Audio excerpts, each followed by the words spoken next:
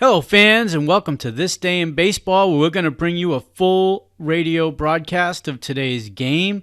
And before we do that, I just want to thank Classic Baseball Radio, and there's a link in the notes where you can check out their full channel. They have many great radio broadcasts. And while you're listening to today's game, if you want to check out much more about the game and the players, look on the links below, and you're going to see links to player pages, the date the game happened, the year it happened, and the play-by-play. Enjoy the game, and check out the links while you're watching the game, and please don't forget to hit the subscribe button so that every time new content comes out, you're going to get that firsthand. And thank you again for checking out This Day in Baseball, and enjoy the game.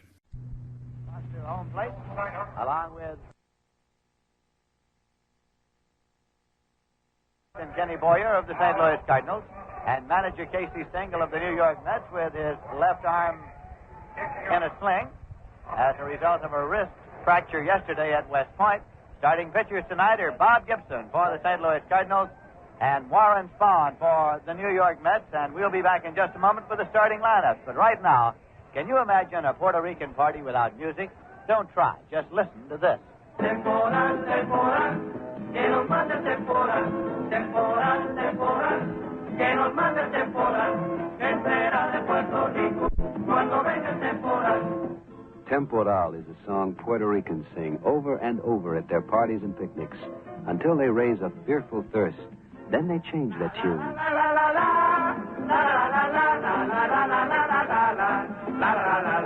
Seis Choriao is the song a Puerto Rican drinks to.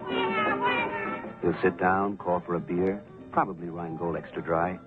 In fact, in New York City, where there are more Puerto Ricans than in all of San Juan, more people drink Rheingold than any other beer. And Rheingold is going great in New Jersey, New England, and Pennsylvania, too. Why do Puerto Ricans like Rheingold? We don't know. But we must be doing something right.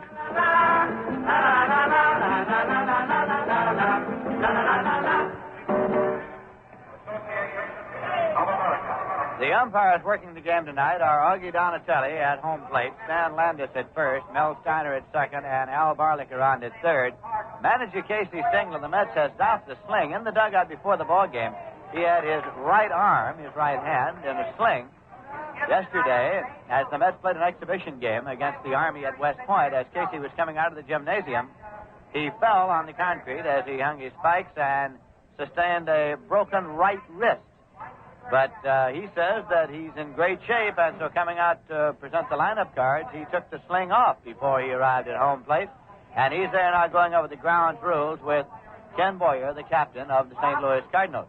Cardinals, of course, are the defending world champions. Right now on the field, Leonard Coppett, chairman of the Baseball Writers Association of America New York chapter, is presenting the Babe Ruth Award to Cardinal pitcher Bob Gibson. Bob was warming up, and he stopped warming up to walk over now and take the plaque from Leonard Coppett. As you know, last year, Bob Gibson won 2 games and lost 1 for the St. Louis Cardinals. During the season, he won 19 games. He had a great World Series, and this presentation is being made by the New York chapter of the Baseball Writers Association of America on the basis of Bob Gibson's performance in the World Series last year. And now the starting lineups and batting orders for tonight's game. For the Cardinals, leading off and playing second base, Phil Gagliano. Batting second and playing left field, Lou Brock. Batting third and playing center field, Kurt Flood. Batting fourth and playing third base, Kenny Boyer. Batting fifth and playing shortstop, Dick Grote. Batting sixth and playing first base, Bill White. Batting seventh and playing right field is Mike Shannon. Batting eighth and catching, Tim McCarver. Batting ninth and pitching is Bob Gibson of the St. Louis Cardinals, who has a record so far this season of 5 victories, 3 of them shutouts, and no losses. He is off to a great start. For the New York Mets tonight, leading off and playing third base, Bobby Klaus. Batting second and playing second base, Ron Hunt. Batting third and playing right field, Johnny Lewis. Batting fourth and playing left field, Joe Christopher. Batting fifth and playing first base, Ed Kranepool. Batting sixth and playing center field, Ron Swoboda. Batting seventh and playing shortstop, Roy McMillan. Batting eighth and catching, Chris Cannizzaro. Batting ninth and pitching, Warren Spahn, who has a record of 2 wins and 2 losses, and the New York Mets take the field. This broadcast comes to you through the courtesy of Rheingold Breweries Incorporated, the Brown & Williamson Tobacco Corporation, and the Shell Oil Company, and is authorized under radio rights granted by the New York Mets solely for the entertainment of our audience. Any publication, reproduction, or other use of the descriptions and accounts of this game without the express written consent of the New York Mets is prohibited.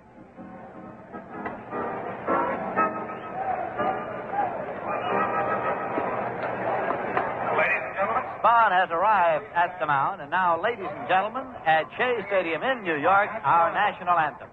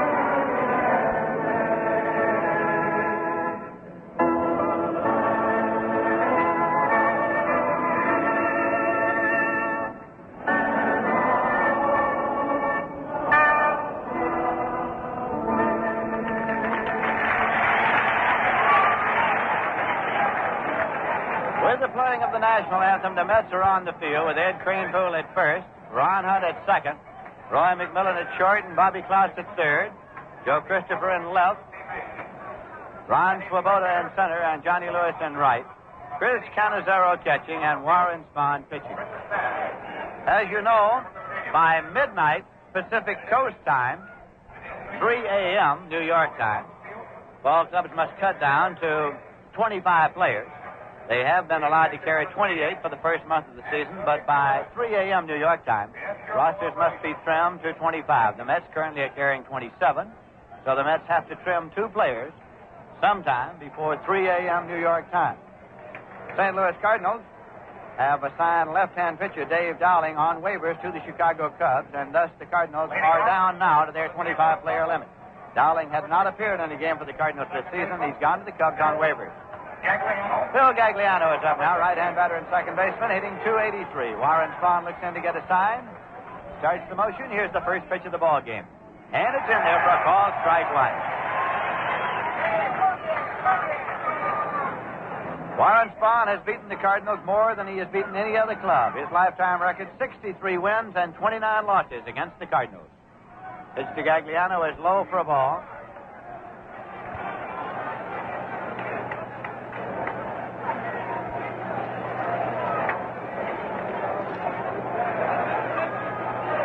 Spahn again works the pitch.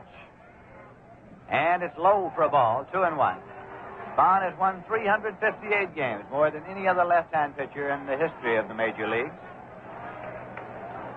Hey, throw the hand. The 2-1 pitch. Swung on it on the ground into left field for a base hit.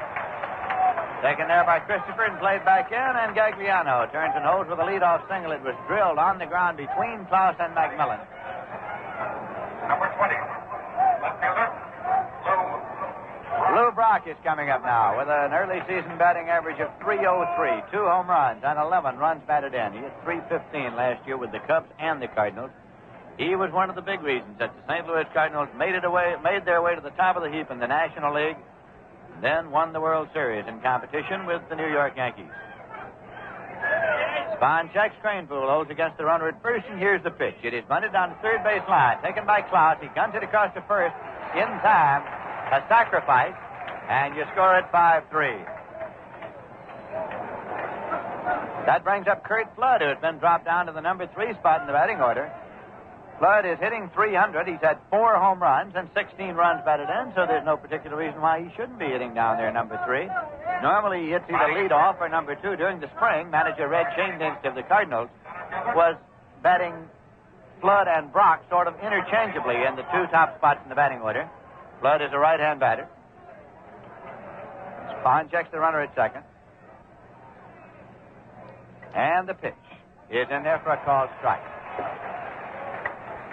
Starting play tonight in the National League, the Los Angeles Dodgers are on top. They have won 17 and lost 7. They beat Houston last night. Cincinnati Reds are 2.5 games out. They won 14, lost 9. The Houston Astros are 3 games out. They won 15, lost 11. And the Phillies have won 12 and 11, 4.5 games out. Check swing foul ball into the seats and out of play. The St. Louis Cardinals are in 8th place in the National League standings. They've won 10 and lost 13. 6.5 games behind the league-leading Los Angeles Dodgers. The New York Mets are a game and a half back of the Cardinals. The Mets have won 9 and lost 15. They're 8 games out of first place. And the Pittsburgh Pirates are in 10th place in the National League standings, a full game behind the New York Mets. Spahn now checks. 2-strike delivery to Curt Flood. A little number fouled off his ankle. It rolls out to the mound where it's taken by Spahn. It's a foul ball, and the count holds at 2 strikes.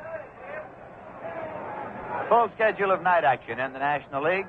Cincinnati is at Philadelphia. Soturis against Short. Milwaukee is at Pittsburgh. Houston on the coast against the Dodgers. And the Cubs are in San Francisco against the Giants.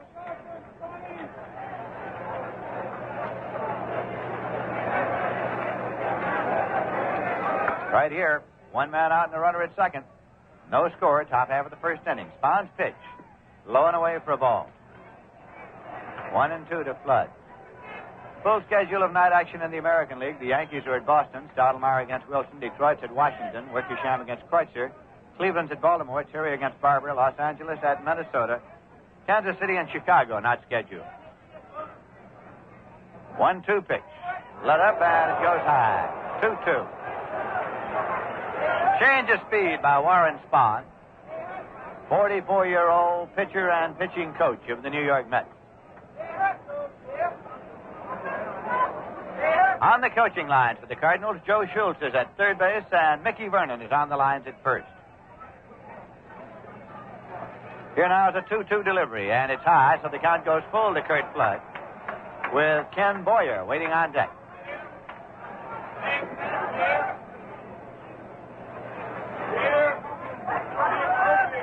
Spahn takes a moment now to work on the ball.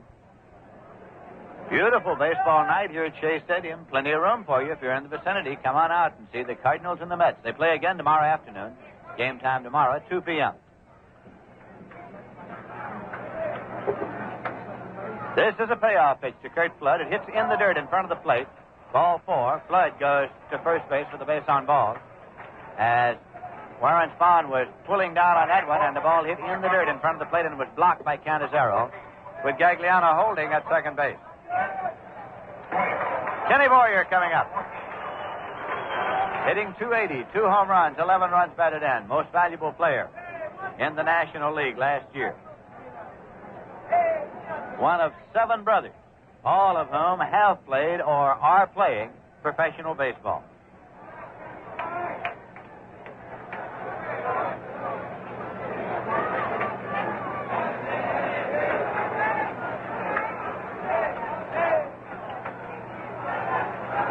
Spahn is up and set. And the pitch. Low for a ball. Taken on a short hop by Chris Canizero. Waiting on deck now is Dick Gross. Manager Red Schoendienst of the Cardinals was asked about his impressions of Warren Spahn in spring training. The Cards and the Mets both train in the city of St. Petersburg. He said the only thing he saw bad about Spahn was his haircut. Here's the 1-0 pitch, and it misses outside for a ball. 2-0.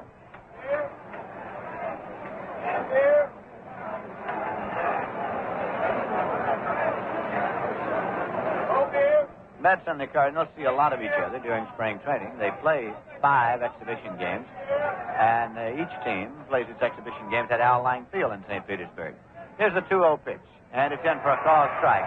2-1 to Ken Boyer, who doubts the call of umpire Augie Donatelli.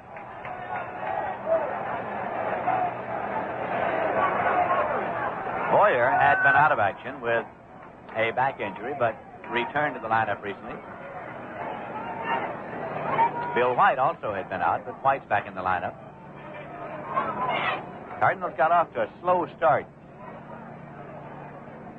2-1 pitch. Swung on and hit in the air, foul on the right field line. Lewis is over, but this one drifts into the seats and out of play. And the count holds at 2-2. Canizero goes out to the mound now to have a word with Warren Spahn. The Mets opening up this series with the Cardinals after having taken a series from the Milwaukee Braves. The Mets won 2 of the 3 games with the Braves. Mets, of course, had split a series, a 2-game series, with the Philadelphia Phillies. So they're 3-2 on the homestand right now. 2-2 pitch. Swung on and missed. He struck him out. Spahn strikes out Ken Boyer. Gagliano holds at second, Flood at first, 2 away, and Dick Grote is coming up. Grote is hitting .231. He has 8 runs batted in. Number 24. Shortstop, Dick. 1960, when the Pittsburgh Pirates won the National League pennant, Dick Grote was the most valuable player in the National League, and he led the league in batting.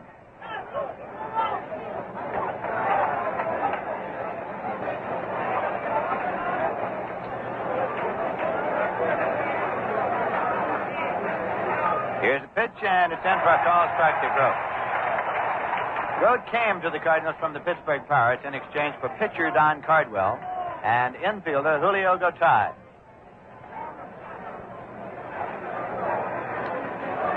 Spahn yelling something out to Ron Hunt. He wants to relay some information out to Johnny Lewis, and he wants to position Lewis back.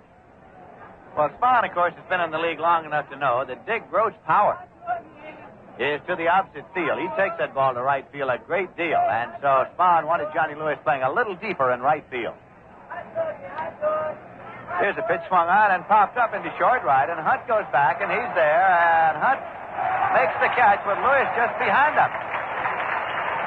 And so the side is retired as Ron Hunt made the catch. No runs, 1 hit. No errors, 2 left, and the score at the end of a half inning is the Cardinals nothing and the Mets coming to bat. And now it's time for another unusual fact from the Viceroy Hall of Records. Let me tell you about a fellow who played ball back in the 80s. His name was Old Hoss Radler, and in a single season he played first base, second, third, shortstop, and the outfield. And incidentally, he pitched too. Matter of fact, as a pitcher, Old Hoss won 60 games that year. And now here's the story of another winner, Viceroy. Viceroy's got the filter for the taste that's right. If you're a filter smoker and you try smoking all 7 leading brands, you'll find some taste too strong, as if they didn't even have a filter. And some other brands taste too light. They never seem to satisfy your taste. But you take Viceroy now. Viceroy is not too strong and not too light. Viceroy's got the taste that's right. Right, singers? Viceroy's got the taste that's right. Not too strong and not too light. The taste that's right. We're going to the bottom half of the first inning. Bobby Klaus is coming up to lead off for the New York Mets. The Cardinals are on the field with Bill White at first, Phil Gagliano at second, Dick Grote at shortstop, and Ken Boyer at third. Lou Brock is in left field, Kurt Flood is in center, and Mike Shannon is in right. Tim McCarver's the catcher. Bob Gibson, with a record of 5 victories, no losses, 3 of them shutouts. He finished strong last year, won 19 games for the Cardinals. He won the 19th on the last day of the season when he was the winner in relief over the New York Mets. Pitches in there for a called strike. His last loss of last season was on the last Friday night when the Mets beat him 1-0. Al Jackson was the winning pitcher. Ken Gibson with the pitch. Swung on and missed it, strike 2. Klaus is hitting .158. He has 1 game-winning home run and 4 runs batted in.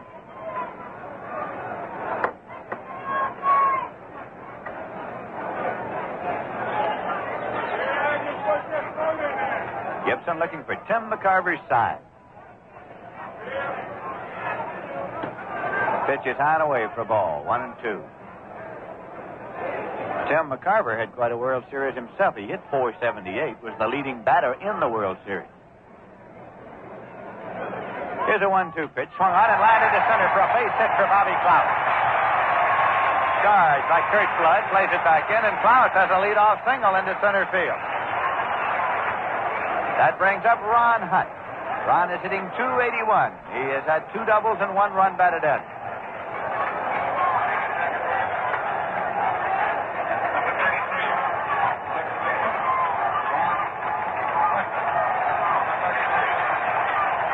Bob Gibson on the mound tonight for the Cardinals set a new series record for strikeouts in the World Series with 31, including 13 in the 5th game. That's the figure that's been beaten only twice in all of World Series competition.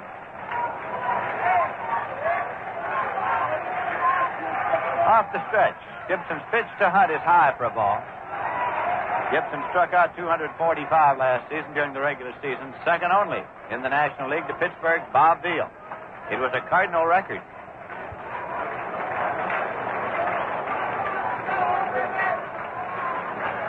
Pitch is swung on and fouled off to the right side and out of play. A 1-1 count to Ron Hutt with Johnny Lewis waiting on deck.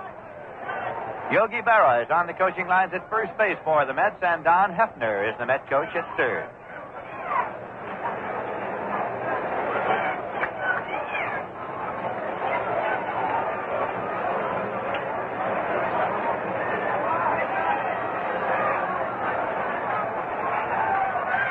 Pitch. Swung on it on the ground is short. Could be a double play. Grote across to Gagliano for 1 to throw to first to double play. It goes 6-4-3 if you're scoring. 2 away, nobody on base, and Johnny Lewis coming up. Enjoy the game with a Viceroy. Viceroy's got the filter for the taste that's right. Johnny Lewis, who came to the Mets from the St. Louis Cardinals, is hitting .260, 1 home run and 8 runs batted in at this time last year. Johnny Lewis was the regular right fielder for the Cardinals. Swings and hits the ground ball to second. Gagliano takes it, plays on to White, and the side is out.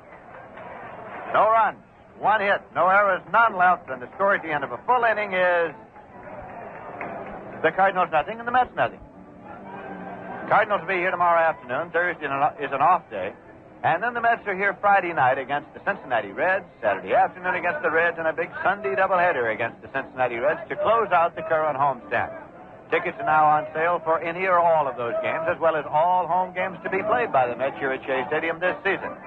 The advanced ticket window at Shea Stadium is open 7 days a week. It's open weekdays from 8 to 6 and weekends from 9 to 5. The Met ticket office at Pennsylvania Station is located in the Long Island Railroad waiting room, and it's open weekdays from 8 to 6 and Saturdays 8:30 to 4. There is a Met ticket office at the Grand Central Terminal at the foot of the 42nd Street and Vanderbilt Avenue ramp. Open weekdays 8 to 6 and Saturdays 8:30 to 4. For Long Islanders, there is a Met ticket office at Macy's in Huntington. It's in the Walt Whitman Shopping Center, and it's open during the regular store hours. Reservations can be made for box and reserve seats at any of the Howard Clothes stores in the greater New York area.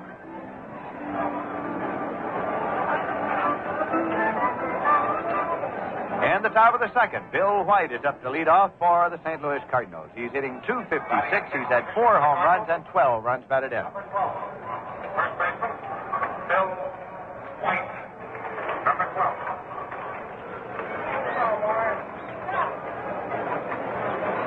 Last night, the Phillies beat the Cardinals 4-2 in 10 innings in Philadelphia. Swing and a ground ball foul. Back of first. Mickey Vernon over. Fields the ball and flips it to Craneville. Mickey Vernon, coaching for the St. Louis Cardinals this year, was twice the batting champion of the American League. Former Pittsburgh coach and former manager of the Washington Senators. Dodgers beat Houston 3-2 last night in 10 innings. Cincinnati and Pittsburgh postponed because of rain last night. This pitch is a little tight. It's 1-1 to Bill White. American League last night, Boston beat the Yankees 3-2. Detroit beat Baltimore 5-4. Minnesota beat the White Sox 4-3. 1-1 pitch to left-hand batter Bill White. It's in there for a call strike. 1-2. So in the American League, the Minnesota Twins are on top. The Chicago White Sox are a half game out, and the Los Angeles Angels are percentage points back of Chicago, a half game back of league-leading Minnesota Twins. The pitch breaks low and away, and it's 2-2 now to White, with Mike Shannon, the right fielder, on deck.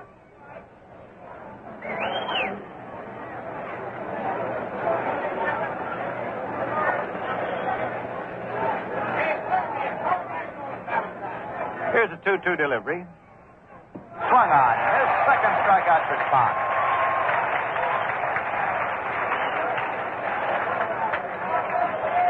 Mike Shannon, the right fielder, coming up, hitting .091. He's been up 44 times and had 4 hits, 1 run batted in. Number 18. Shannon was brought up last year from Jacksonville and was the regular right fielder during the stretch run and in the World Series for the St. Louis Cardinals. Pitches in for a called strike. Strangely enough, it was the fine showing made by Mike Shannon when he was brought up that prevented the Cardinals from bringing Johnny Lewis back. Strike one pitch, high for a ball. It's 1-1.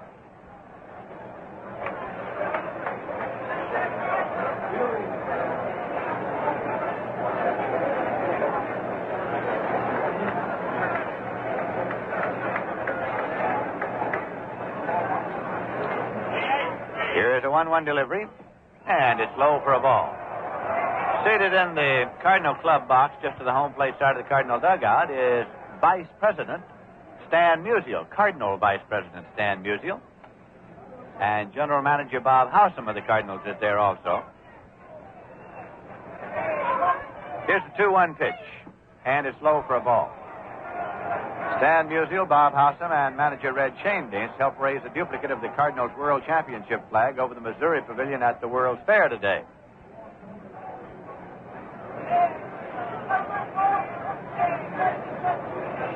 Spahn has gone behind to Shannon. 3 balls and 1 strike. 3-1 pitch. Foul back and out of play. Full count of 3-2. Tim McCarver is waiting on deck now for the Cards.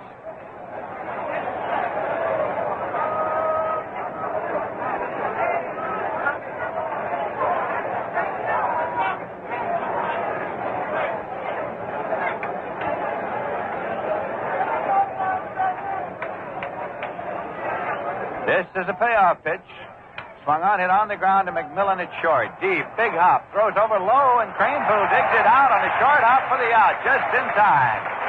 Played nicely on the pickup by Cranepool at first base. 2 away. And Tim McCarver is the batter, hitting .264 with 1 home run and 4 runs batted in. McCarver. Number 15.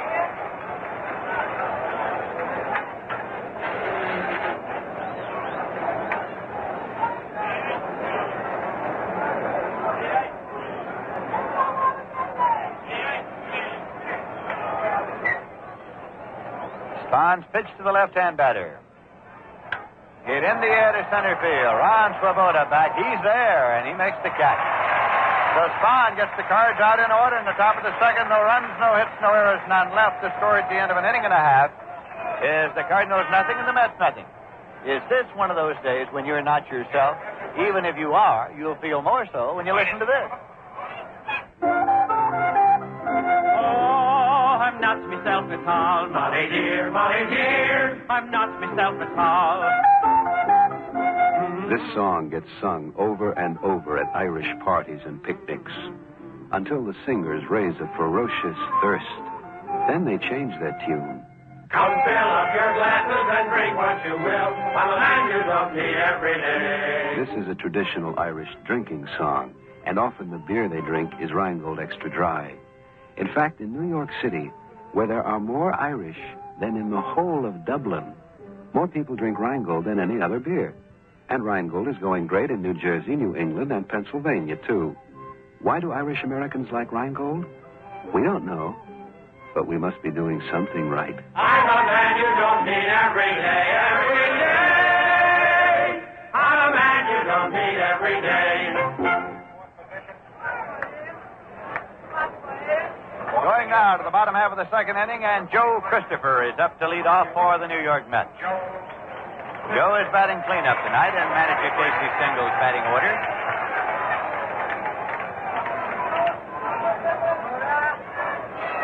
Bob Gibson's pitch swung on it on the ground to shortstop, taken by Dick Grote, played across to Bill White. There's 1 away. And that will bring on Ed Cranepool, the first baseman.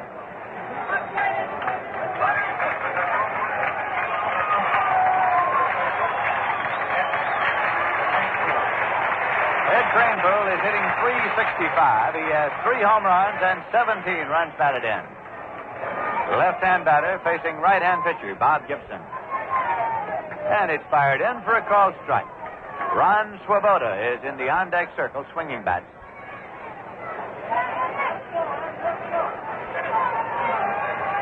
This pitch is low, hits in the dirt, dug out by McCarver. It's 1-1.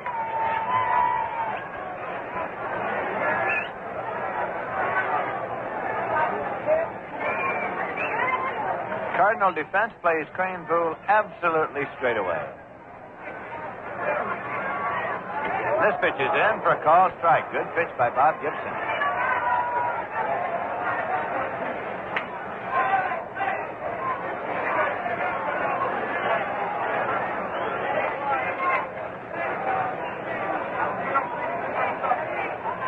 There's a swing and a foul ball backing out of play. Last year, Gibson won 4, lost 1 against the Mets. His lifetime record against the Mets is 7-2. Those 2 games that the Mets won from Gibson were each 1-0, and Al Jackson was the Mets winning pitcher in each of those games.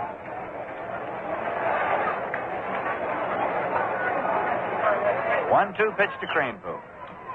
Foul back off the glove of McCarver. He did not hold it, so Craneville is still alive.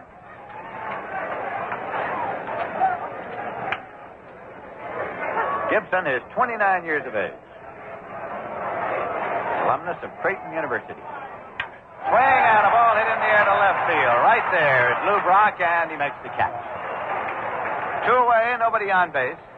And Ron Swoboda is the batter. Hitting .286 with 7 home runs and 14 runs batted in.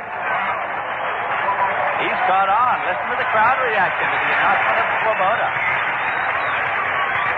Well, it proves what everybody's known for a long time. Baseball fans like people who hit the ball a long way.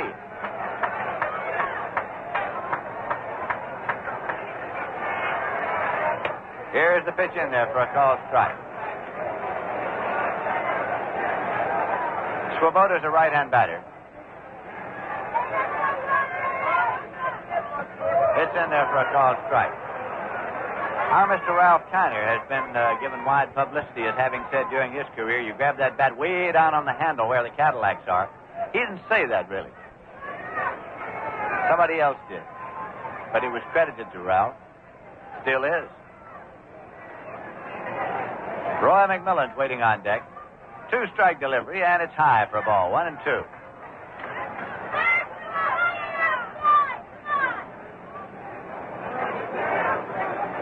There is no score in this game, and we're in the bottom half of the second inning.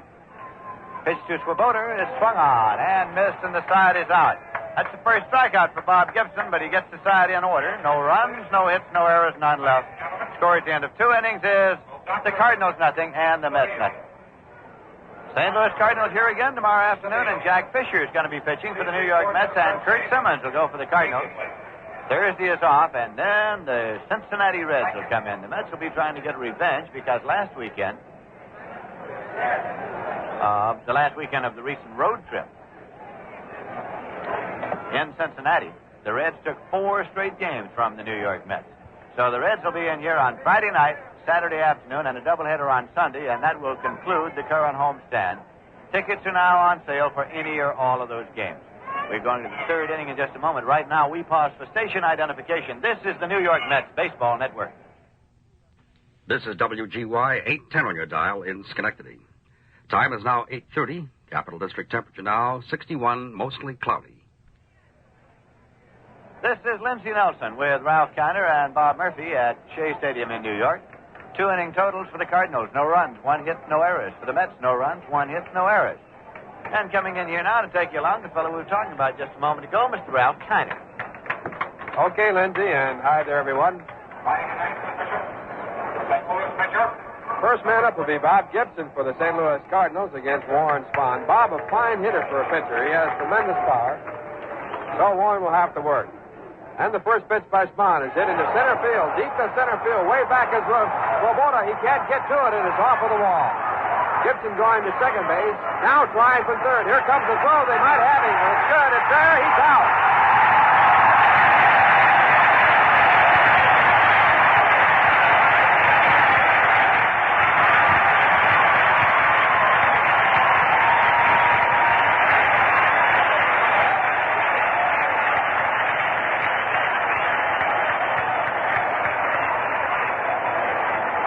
Gibson with a long double off the center field wall. And when he tried to make it a three-base hit, he was thrown out on a fine relay, going from the center fielder Ron Swoboda to Roy McMillan and then over to Bobby Klaus, who took a throw in the dirt to make a fine play there to complete the out at third base. And now with one away, the batter will be Phil Gagliano. And he takes low. It's ball one.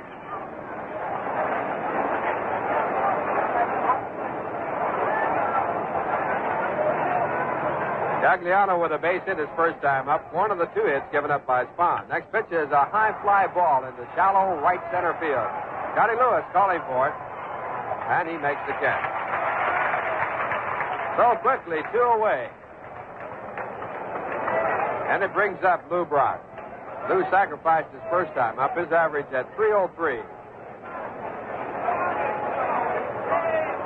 Cardinals got their first man on, Phil Gagliano in the first, then bunted him to second base. Kurt Flood, who is the on-deck batter right now, walked in the 3-2 pitch. But then Warren Spahn settled down to strike out Ken Boyer and pick up Dick Grode on a pop-up at the second. And the first pitch to Brock. It's down low, ball one. One ball, no strike. Center fielder Ron Swoboda playing a very shallow center field. It was Lou Brock who put one in the center field seats in the Polo Grounds a couple of years back. Next pitch back is inside corner. It's a strike. Lou, the only man to hit one in there on the right field side of center field. Hank Aaron hit one in on the left field side, and the first man to hit one in there, only three hit altogether, Joe Adcock. That was on the left field side, too. Now the 1-1 delivery. Curveball, a good one on the outside corner. Strike two. 1 ball, 2 strikes.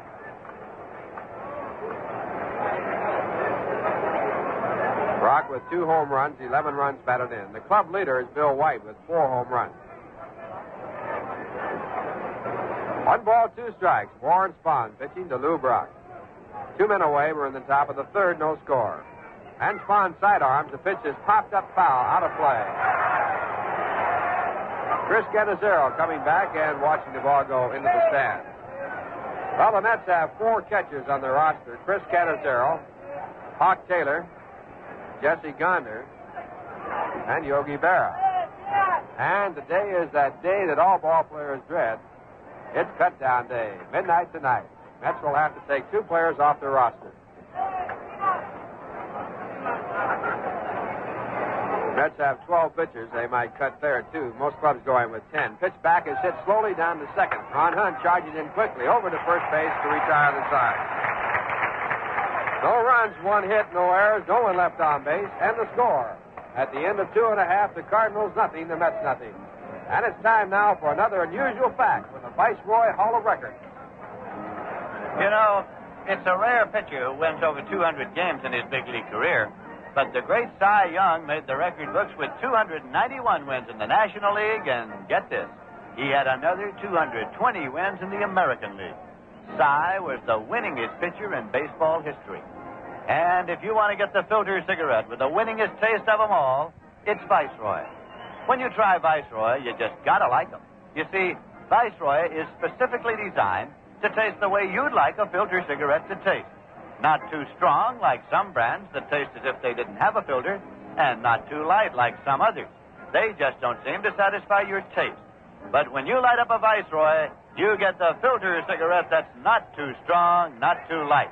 Viceroy's got the filter for the taste that's right. Viceroy's got the taste that's right. Not too strong and not too light.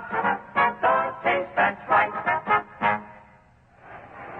Roy McMillan, the first man up for the Mets here in the third. He looks at the first pitch, a curveball for Bob Gibson. It's in there for a called strike. Roy batting for the first time, batting 182, a right-hand batter. Gibson now into the windup and back again. And again a curve for strike 2. Gibson has given up 1 hit. A leadoff single to Bobby Klaus in the first. He has struck out 1. Walked none. So far has pitched to 6 batters through 2 innings. Double play racing the base hit by Bobby Klaus. And now the big right-hander back again. And the ball lined in the left center field, a base hit.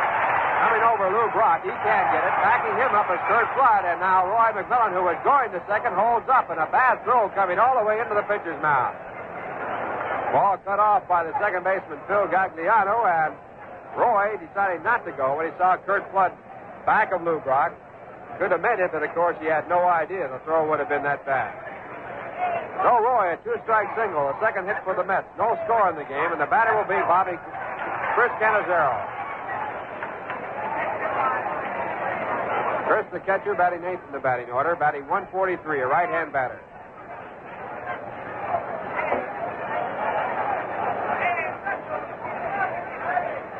And the first pitch to Cannizzaro, swung on and missed, strike one, a fastball about leather high.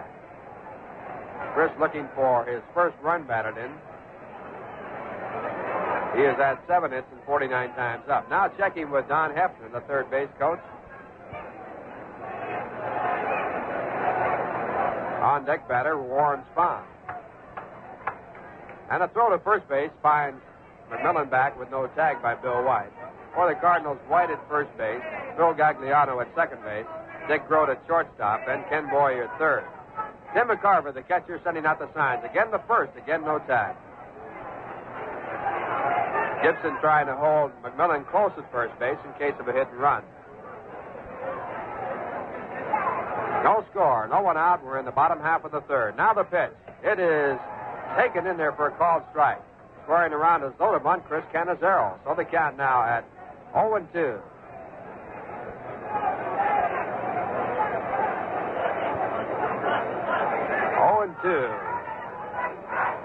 McMillan at first base with a two-strike base hit. Now he's edging off. Gibson to the plate. And the pitch is a curveball. Looked at, it's ball one. Pitch just missing. 1 ball, 2 strikes.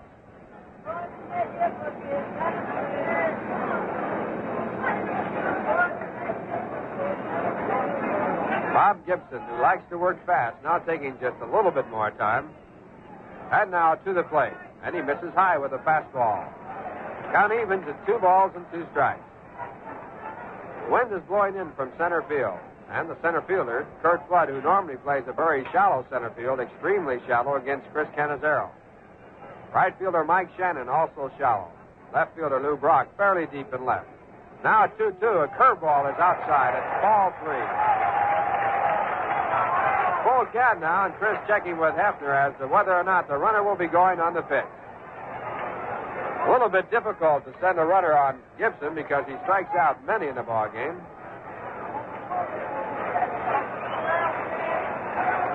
McMillan at first base, edging off. He goes. The pitch is taken high. Ball 4. So Roy McMillan, who was running, moving down to second base on the walk to Chris Cannizzaro. The Mets with runners at first and second with no one out, and Warren Spahn coming up.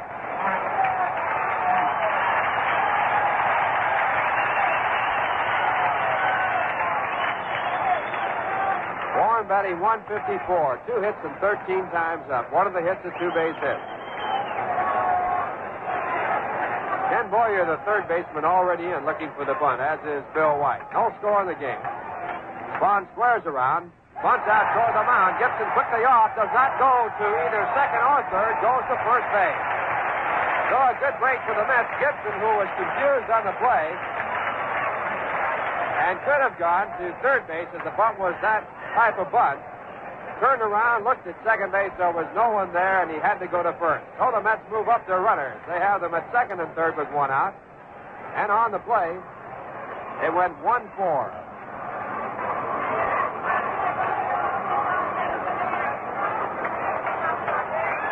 Spahn credited with a sacrifice, and the batter coming up is Bobby Klaus.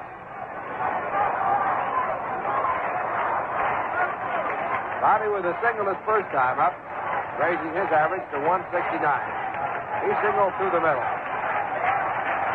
Cardinals are playing their infield back at second and third. Their infield in at first and third. Second and short, pardon me. And the first pitch to Klaus is off the handle, foul. Fastball jammed in tight, strike one.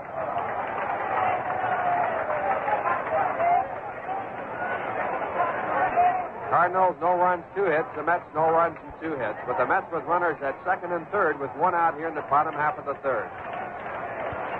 Gibson into the windup and back again. And a curveball is hit foul. This time high in the air to the left side, out of play. And Tim McCarver going out to the pitcher's mound to talk with Bob Gibson. 2-strike count on Bobby Cloud.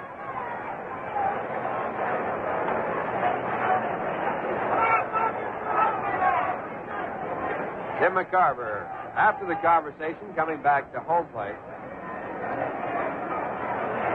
Home plate umpire in this game tonight, Augie Donatelli. A new crew in here, headed by Al Barlick at third base. Stan Landis at first base, Mel Steiner at second. A curveball checked on in time. Breaking pitch, Bobby was starting to swing and held off just in time. Count now at 1 ball and 2 strikes.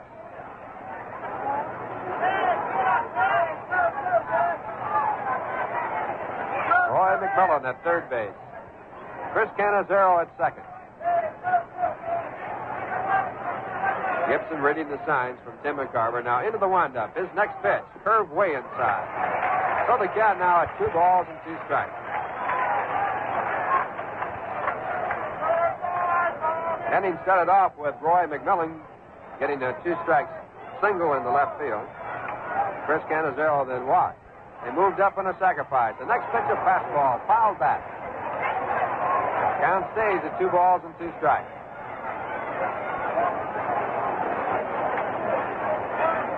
Bob Gibson with a record of 5 wins and no losses this year. 3 of them shutouts. Here's the 2-2 pitch again. It's foul. Off to the right side. So Bobby Cloud things tough. Staying in there, the count holding at 2 balls and 2 strikes.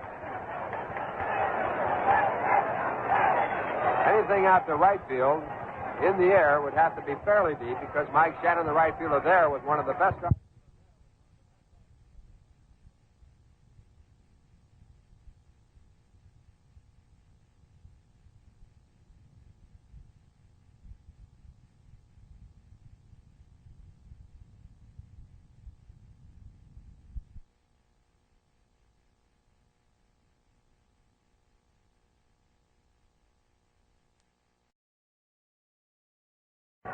Gibson reading the signs from Tim McCarver. Now into the windup. His next pitch, curve way inside. So the count now at 2 balls and 2 strikes.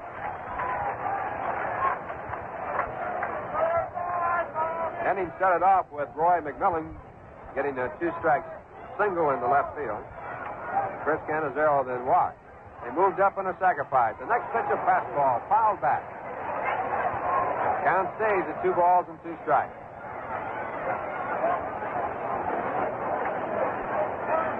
Bob Gibson with a record of 5 wins and no losses this year.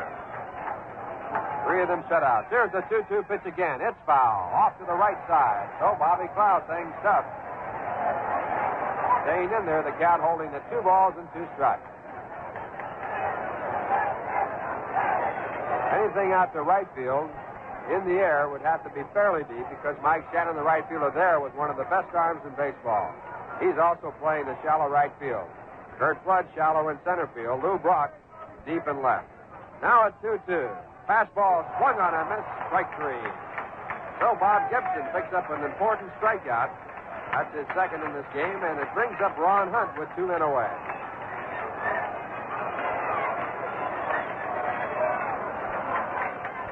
Ron hit into a double play his first time up. He's batting at .273, a right-hand batter with no home runs and 1 run batted in.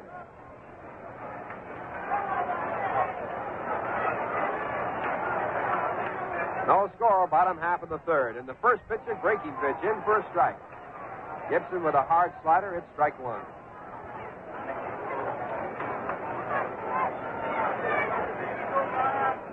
Infield deep all the way around, except at third. Boyer protecting against the bunt. Next pitch back inside, a fastball this time. 1 ball, 1 strike.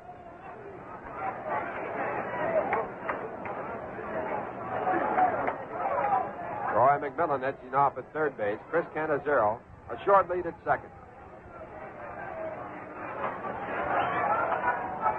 Gibson taking the signs from Tim McCarver, and now taking a little too much time, and Ron Hunt calls time to straighten out the batter's box. Time back in. And now the 1-1 delivery. Fastball hit down the short. Dick Grote has it. Goes over to first base for the out to retire the side. In the inning, the Mets leave 2 on a base hit and a walk. There were no errors, and the score at the end of 3. The Mets nothing, the Cardinals nothing. There, you one of those people who go to a German-American picnic and can't sing because you don't know the words? Then listen. Wir kommen alle, alle, alle in den Himmel, weil wir so brav sind. La, la, Wir kommen alle in den Himmel is a song that gets sung over and over at German parties and picnics until the singers raise a fearful thirst. Then they change their tune.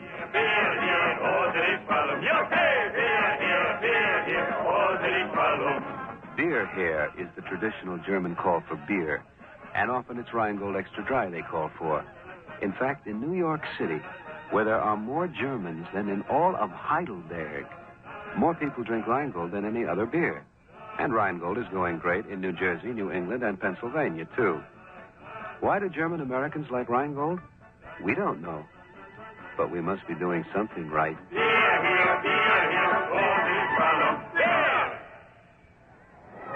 Top of the 4th, no score as Bob Gibson and Warren Spahn duel away here at Shea Stadium. Warren on the mound for the Mets will face Curt Flood, Ken Boyer, and Dick Grote here. And he goes into the first windup and his first pitch. It's a curveball low for ball 1. Curt Flood walked in the 3-2 pitch his first time up. His average at 300. He has 4 home runs, 16 runs batted in. A lot of home runs for Curt. And the next pitch is lined to left field, a base hit. Joe Christopher over on one knee to block it. He comes up with it, throws it on in. So Curt Flood leads off here in the top of the 4th with a base hit. That's the 3rd hit off Warren Spahn. It brings up Ken Boyer.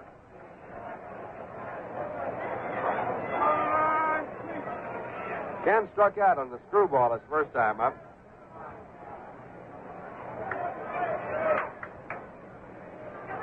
His 0 for 1, taking his average at 276.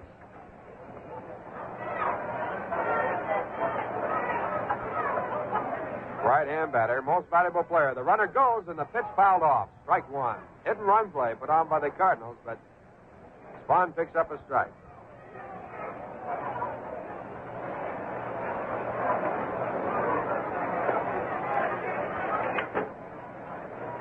Speaking about Flood's home runs, last year he had a total of 5 for the whole season. Already he has 4.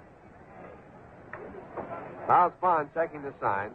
Flood already off at first. Spahn not even on the pitching rubber. He goes to first base, but Flood back. Flood edging off now again. 1 strike count on Ken Boyer. And Spahn to the plate. The pitch inside. 1 ball, 1 strike. Canizero faking the throw to first base.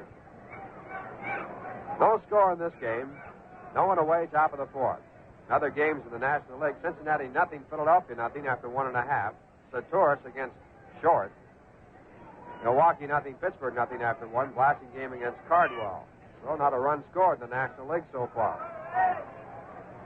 1-1 delivery, a pitch out. Floyd draws the throw at first base, but he gets back in time.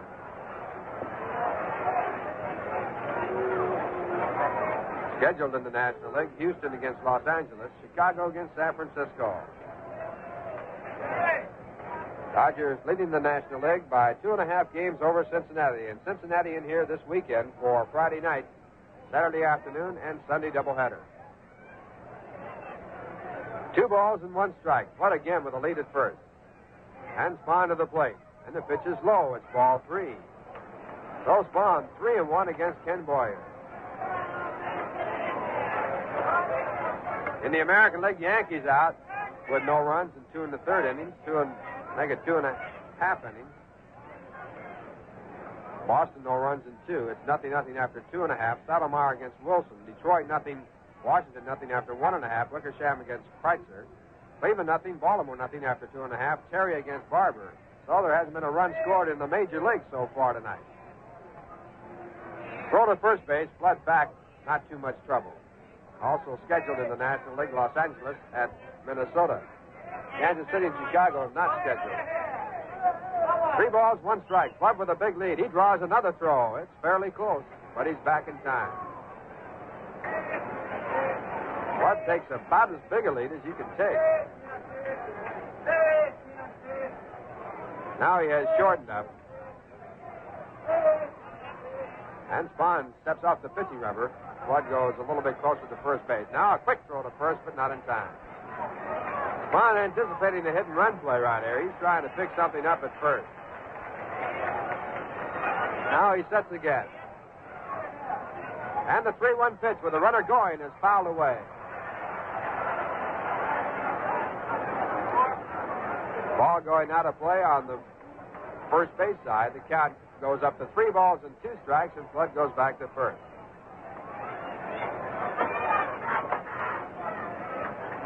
Cardinals no runs, 3 hits. The Mets no runs and 2. No one out, top of the 4th.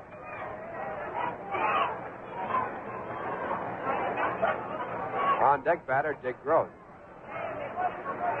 And Flood again with that lead. And again he draws the throw, and he's back safely.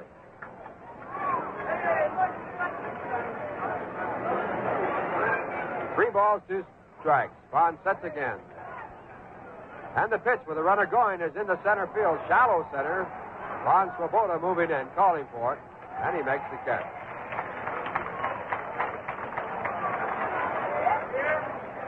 Spahn hanging tight, picking up Ken Boyer. Now he'll pitch to Dick Gross.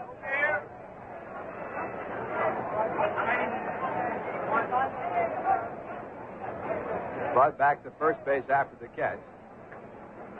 And right here again, a hit and run man, Dick Gross. Dick batting .228. He's off to a very slow start.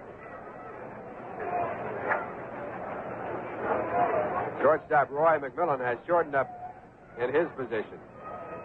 The runner goes. The pitch is hit into center field, fairly deep. Chasing Swoboda back by the warning track. He has room, and he makes the catch. Flood, who is all the way down to second base, back to first.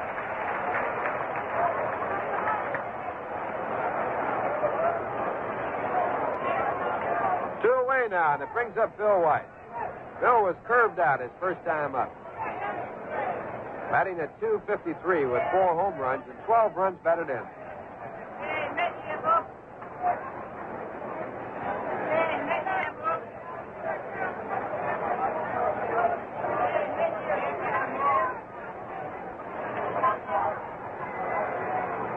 White, a left-hand batter. No score in the game. Flood still at first. And the pitch to White is on the inside corner. Throw to first base with Flood back ahead of the tag. 1 strike count of Bill White.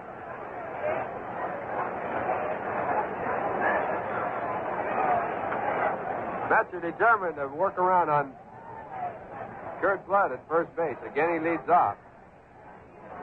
And Spahn steps off the pitching rubber. That moves him back just a little. Spahn sets again. And the 1 strike delivery is too low. A breaking pitch below the knees. 1 ball and 1 strike.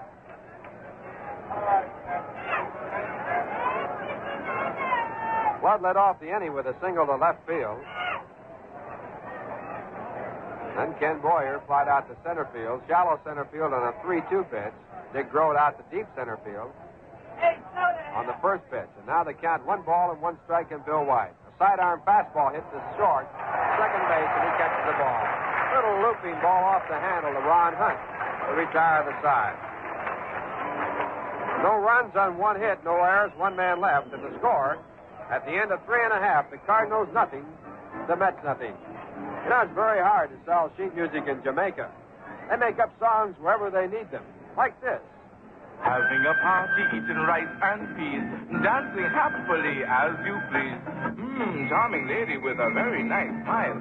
Think I'll talk to her for a while. Think I'll talk to her for a while. When Jamaicans get together for a party, the beat is calypso and the songs are made up on the spot. The party was hilarious as it could be, but in the morning there was news for me. The penny was a man play wedding tune on his pipe. The smiling lady is now my wife. The smiling lady is now my wife. And when the singer finds his throat a little dry, something refreshing will be improvised. Probably Rheingold beer.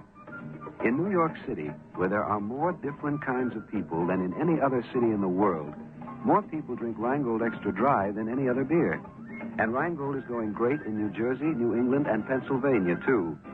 Why do Jamaicans like Rheingold? We don't know, but we must be doing something right. Bottom half of the fourth, Johnny Lewis to lead off for the Mets against Bob Gibson. Johnny 0 for 1, a left-hand batter, and he hits the first pitch to left field. High in the air, fairly deep. Back in the warning track is Brock, and he makes the catch. That ball was up there, a long, high fly ball for out number 1.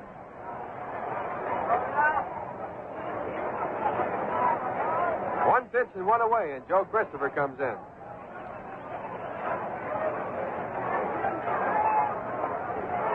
Joe grounded out to the shortstop on one pitch his first time up. Hit the ball fairly hard. He's batting at 228.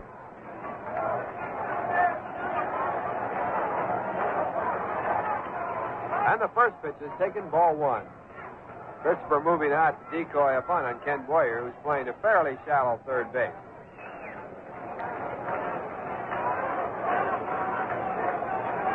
And now Gibson back again. And a slider is outside. It's 2 balls, no strike. Bob has given up 2 hits, one in the first, one in the third. He has struck out 2 and walked 1. And the right-hander back with a breaking pitch again. Strike 1 on the outside corner up around the letters. Count now at 2 balls and 1 strike.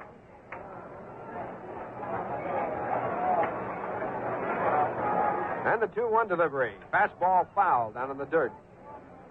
Count moves to 2 balls and 2 strikes.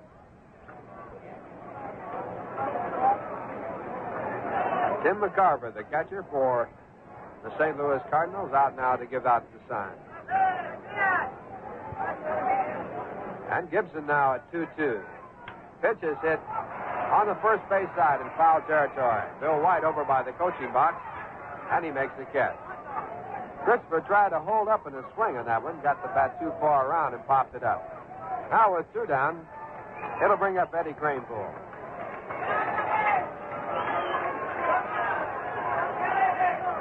Ed batting .360. He leads the club in runs batted in with 17. He has 3 home runs. Cardinals nothing, the Mets nothing. And the first pitch is a curveball for strike 1. Augie Donatelli right down on the ground to call the pitches. Umpire behind home plate. And the next pitch back is high. 1 ball, 1 strike.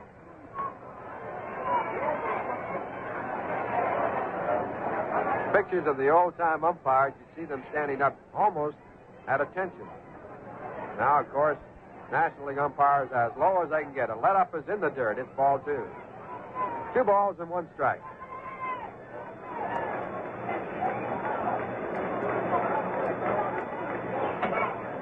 Kranepool flied out to deep left field his first time up. Fairly deep, not back by the warning track, but deep enough. And he has a hard swing at a fastball. 2 balls, 2 strikes. On deck batter, Ron Swoboda. Now Gibson into the big windup, and his next pitch is a curveball. Hit the shallow left field. Lou Brock moving in. Now coming up a little faster, and he makes the catch to retire the side. 1-2-3 for Bob Gibson, and the score at the end of 4, the Cardinals nothing, the Mets nothing. And once again, here's Lindsay. All right, Ralph, the brand new 1965 Mets yearbook is all ready for the baseball fans. It has all the up-to-date facts and figures on the Mets and 258 action photographs. If you follow the Mets by radio, television, or in person here at the ballpark, you'll find the yearbook to be a handy reference volume because it contains the lifetime records of all the Mets, including the first-year men, and they're in some detail. As a special extra, there's a full squad picture on the back cover suitable for framing. And there is a special section on Mets Yogi Berra and Warren Spahn, and plenty of pictures of them. So to get the new 1965 Met Yearbook, send 50 cents to Met Yearbook, Shea Stadium, Flushing, New York. Repeating, the address is Met Yearbook, Shea Stadium, Flushing, New York. We're going to the fifth. Before we do, we pause for station identification. This is the New York Mets Baseball Network. And this is WGY Schenectady, 810 on your dial, where you hear all the games of the New York Mets. Time is now 9 o'clock, and it's 61 degrees, mostly cloudy. This is Lindsey Nelson with Ralph Kiner and Bob Murphy at Shea Stadium in New York. 4 inning totals in this game. For the Cardinals, no runs on 3 hits and no errors. For the Mets, no runs, 2 hits, no errors. Cards coming up now with Mike Shannon to lead off. He's been up 1 time and he grounded out. By midnight Pacific Coast time, and that is 3 a.m. New York time, teams must cut down to squad limits of 25 players. So there will be personnel moves made throughout the course of this evening by various Major League ball clubs as they make moves to get down to the squad limit. And we'll tell you about them as we learn of them. Now the pitch is in there for a called strike. Shannon hitting .089 up to this point. He's been up 45 times and had 4 hits so far this season. Here's a swing and a drive to deep left center, but Ron Swoboda's over there near the edge of the winding track. He's called and he makes the catch. There's one away. That'll bring up Tim McCarver, who's been up 1 time and flied out to center field. McCarver is a left-hand batter. So far, the Yankees have recalled infielder Horace Clarke in a player move. The Washington Senators have given Roy Sievers his unconditional release. They have returned pitcher Dallas Green to the Phillies. They have sent pitcher Nick Wilhite to Spokane. Spahn's pitch is low for a ball to Tim McCarver. The Cleveland Indians have sent pitcher Stan Williams to Portland. Stan Williams, whom they got from the Yankees, and the Yankees got him from the Los Angeles Dodgers, and now the Indians have sent Stan Williams to Portland. And the pitch is in for a called strike. Already the Cardinals are down to their 25-player limit, and they got down to the 25-player limit by sending left-hand pitcher Dave Dowling on waivers to the Chicago Cubs. The New York Mets are carrying 27 players at this time, so they must cut down to 25. Here is the 1-1 pitch. Swung on and lined into right field for a base hit. Johnny Lewis over, cuts it off, up with it, and holds McCarver to a single to right. That brings up pitcher Bob Gibson. This man can swing a good bat, as he proved when he came up in the 3rd inning and doubled into the warning track and off the wall in center, and then was thrown out trying to stretch it into a triple. He is a fine all-round athlete, a former basketball star at Creighton University, 1-time member of the Harlem Globetrotters, professional basketball team.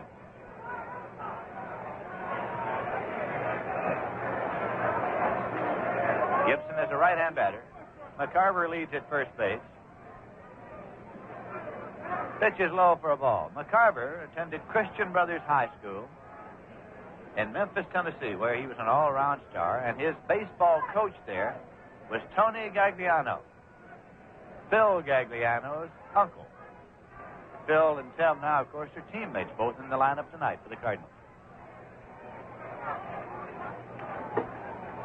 1-0 pitch. Inside. He zipped him right at the belt buckle. Missed by an inch. 2-0.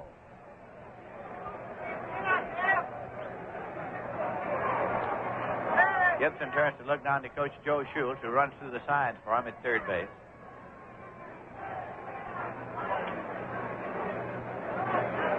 The Cardinals this year under the management of Red Schoendienst.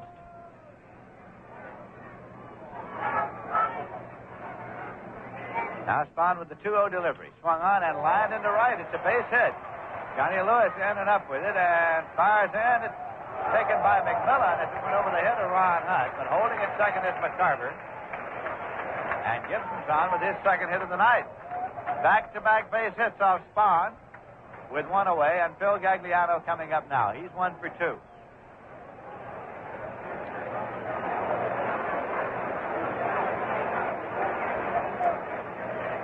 Gagliano is hitting .292 to this moment.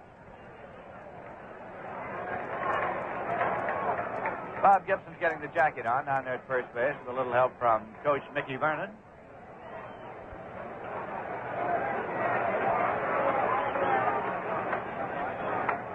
No score in this ball game, and we're in the top half of the fifth inning. Same two teams play here again tomorrow afternoon, and game time is 2 p.m. Spahn is up and set now as Cardinal runners lead at first and second.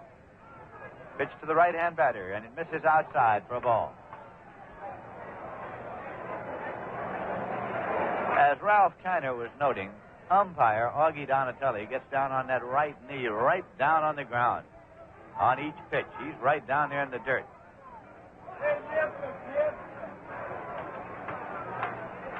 One 1-0 delivery, and it's low and away for a ball. 2-0.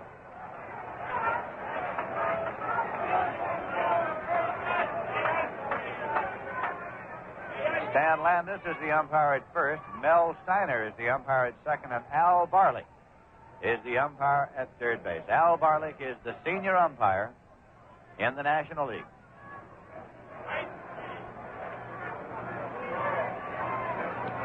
Spahn steps off the rubber, tightens up the runners. No throw is made. Gagliano stepped out at the plate. He's back in and waiting now with a 2-0 count. Spahn up and set. 2-0 pitch.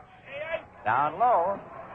Spahn is trying to work carefully now with runners on, and he's gone behind 3 balls and no strikes to Gagliano with Lou Brock on deck.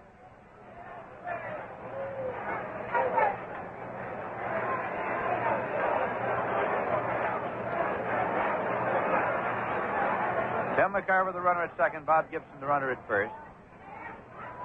This is a 3-0 pitch. And he walked him on 4-pitch balls to load the bases with 1 man out. That is the second walk issued by Spahn. Brings up left-hand batter Lou Brock, who has sacrificed and grounded out second to first. Let's see how the Mets play the infield now. Hunt and McMillan looking into the dugout for instruction from manager Casey Stengel. It is a managerial decision. And at this moment, the Mets have the infield back at double play depth, with Klaus at third, playing even with the edge of the grass on the left-hand batter.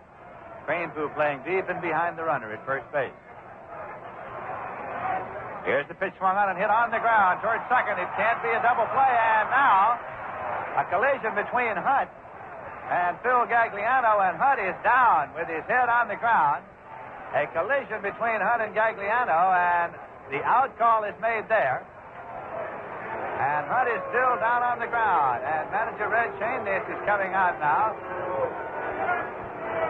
Coach Schultz is protesting to the umpire. Mel Steiner at second. It was a slow roller hit the second base. And Hunt came in to field the ball, and there was a collision between Hunt and runner Phil Gagliano. Of course, the base runner must allow the fielder the base path in fielding the ball, but the Cardinals are contending that Hunt made the contact after he got to the ball.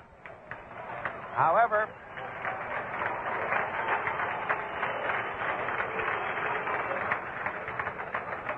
Hunt is coming off the field, and it is his wrist that is injured. Trainer Gus March is holding Hunt's wrist as he leads him off the field, and it could be a costly play for the New York Mets. Charlie Smith is coming out of the dugout. Klaus will move to second. Smith will go to third, but Ron Hunt is injured, and he is out of this ball game and was holding the wrist as he came off the field. We'll get a clubhouse report for you later as soon as they have had a chance to examine him closely in the clubhouse. But Ron Hunt is not a man who comes out of a ball game if there's any possible way to stay in it. Klaus moves to second, and Charlie Smith goes in and plays third. Number 1. Moving to second base. Number 6. Bobby Klaus. Number 6.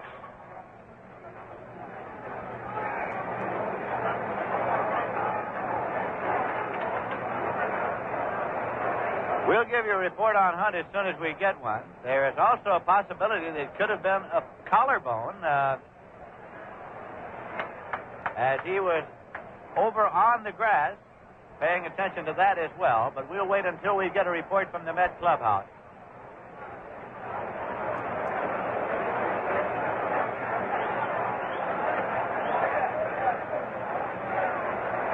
McCarver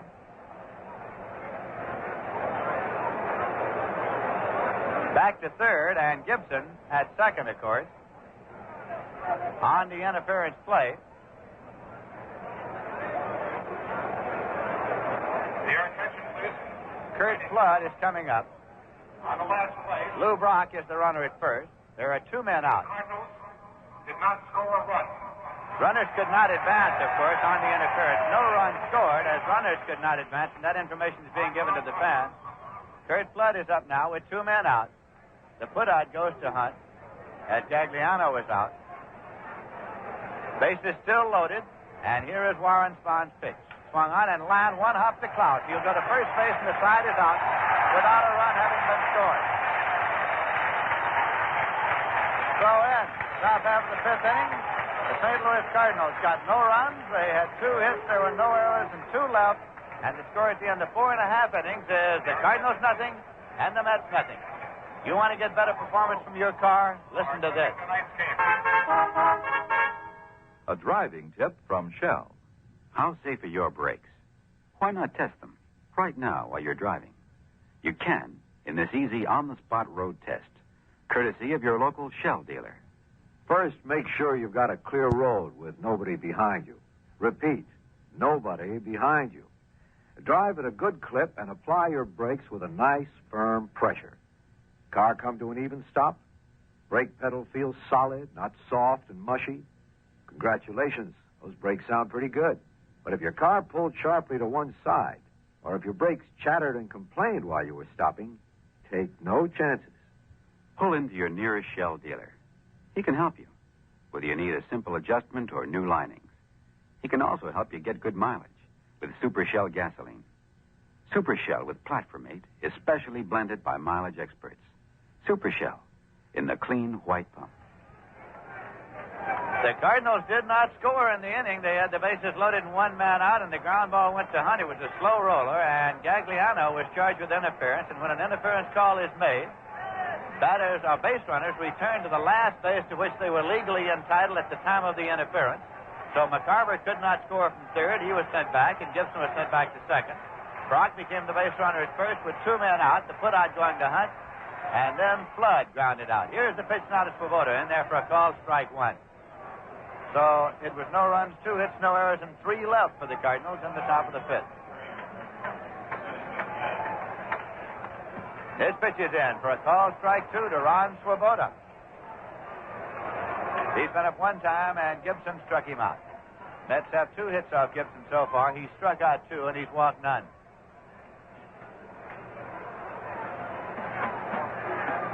Swing and a miss. He jammed him, and he got that bat around quickly. So Swoboda's been struck out for the 2nd time, and Roy McMillan's coming up. Join your union group at Shea Stadium for the AFL-CIO Salute to Labor doubleheader next Sunday, May 16th, when the Mets play the Cincinnati Reds.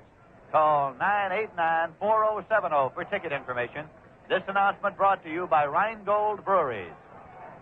Here's a swing and a drive down the left field line, a fair ball. Over to get it is Brock. McMillan turns and holds. The throw goes into second base, and McMillan has his 2nd hit of the ball game. That is hit number 3 for the Mets off Gibson, and McMillan has 2 of them. Chris Cannizzaro is coming up.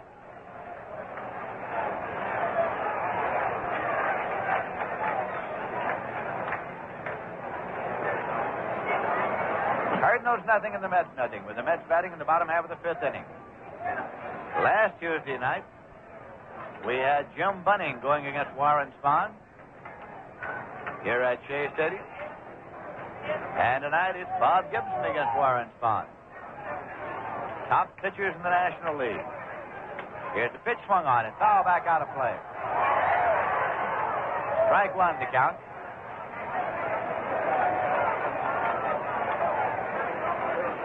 Spahn is kneeling in the on-deck circle for the New York Mets.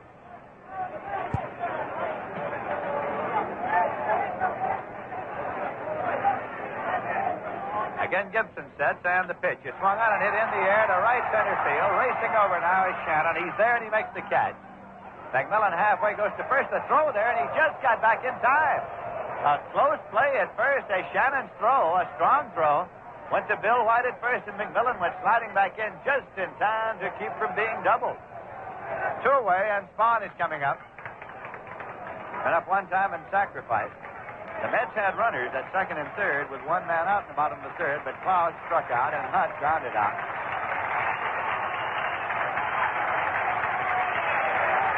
Warren Spahn at the plate, a left-hand batter.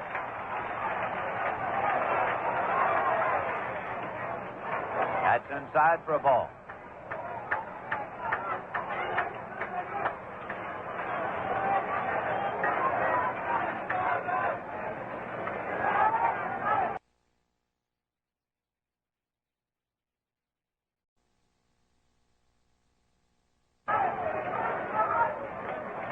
Gibson sets. 1-0 pitch, and it's high. Ball two. In the National League, at the end of 3 innings, the Phillies won. The Cincinnati Reds nothing. John Turris against Chris Short. At the end of 3 innings, the Pittsburgh Pirates won. The Milwaukee Braves nothing. Wade Blassingame against Don Cardwell. Houston at Los Angeles, later start. Chicago at San Francisco, later start.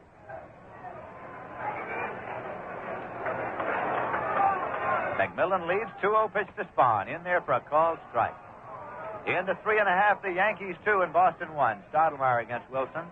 Yastrzemski homered in the third with nobody on for Boston. The end of 2.5, Washington 1, Detroit nothing. Wickersham against Kreutzer. Here's a 2-1 pitch. Swung on and missed. It's 2-2. The end of 4.5, Cleveland 2, Baltimore nothing. Ralph Terry against Steve Barber. Los Angeles at Minnesota, later start. Kansas City and Chicago not scheduled. Right here, it is the Cardinals nothing, the Mets nothing. In the bottom half of the 5th inning. 2 men out, a runner at first. Pitch is swung on and line foul into the seats and out of play.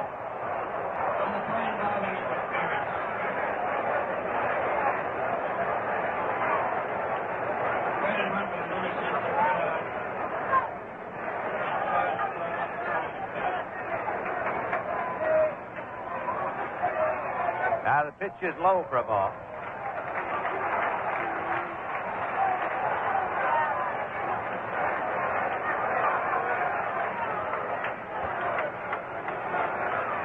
Full count, so McMillan with 2 men out will be moving on the pitch. There he goes. Foul ball, back and out of play.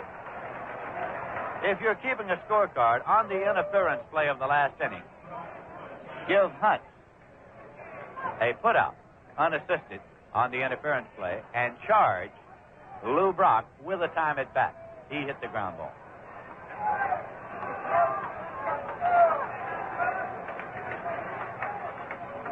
Here's the payoff pitch, and it's inside. Ball 4, he walked it. That's the first walk issued by Bob Gibson. Second, it's the second walk issued by Gibson. He walked Canizaro in the 3rd inning. So it gives the Mets runners at first and second, 2 men out, and Bobby Klaus up.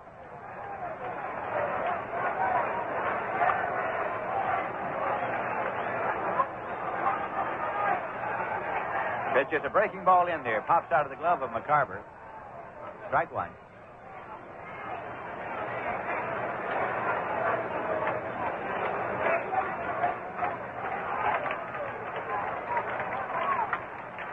Gibson working off the stretch here. That's a line drive into right field, and it's going to be in there for a base hit. It's going all the way to the wall. McMillan rounds third. He's coming home. Spahn is rounding third, and he is coming home. It'll be a close play. He is out as he slides at the plate. Spahn is out at the plate, but the Mets get 1 run. The relay went 9-4-2. As Bobby Klaus drilled that ball to deep right field, he gets a run batted in as McMillan did score. It is scored as a double for Bobby Klaus. And Spahn goes out 9-4-2. The relay coming from Shannon to Gagliano to McCarver, and it got there in plenty of time, but Spahn hit the dirt nonetheless. In the bottom half of the 5th inning, the Mets got 1 run on 2 hits. No errors and one left, and the score at the end of 5 full innings is the Mets 1 and the Cardinals nothing. Hey, do you remember the Mets' 23-inning marathon with the Giants? You recall last Father's Day and Jim Bunning's perfect game here?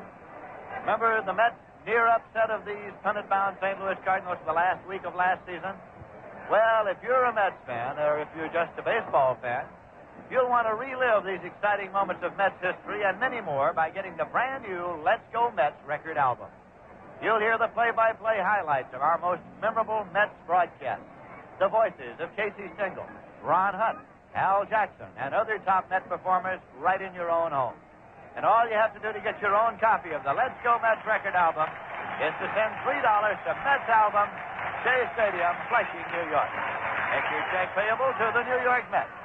Again, that's Mets Album, Shea Stadium, Flushing, New York. The album is enclosed in a handsome full-color jacket, and it costs $3. That's Mets Album, Shea Stadium, Flushing, New York.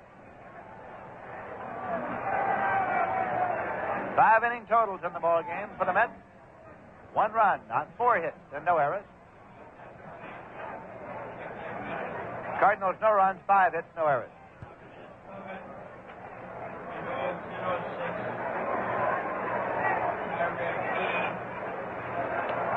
Ken Boyer is up to lead off now for the Cardinals.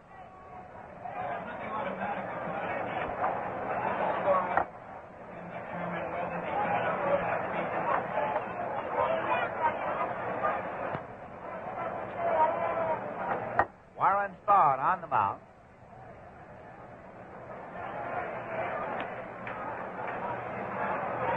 And the pitch is swung on, hit on the ground, foul back at third. There's action now in the Met bullpen. Gary Kroll is throwing. Warren Spahn had a little workout on the bases that time and had to hit the dirt coming in at the plate. So just as a precaution, the Mets have started Gary Kroll throwing in the bullpen. Mets lead by a score of 1-0. Pitch is low and away for a ball. 1-1 to Ken Boyer.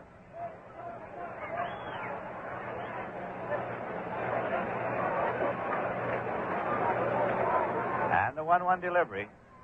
Swung on and pops up foul. Out of play. Runs the count to 1 ball and 2 strikes. Dick Grote is waiting on deck for the Cardinals.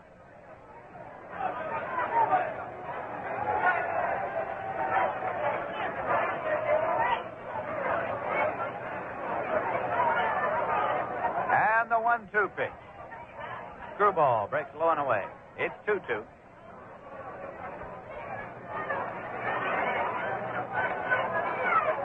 Charlie Smith at third for the Mets. Bobby Klaus at second.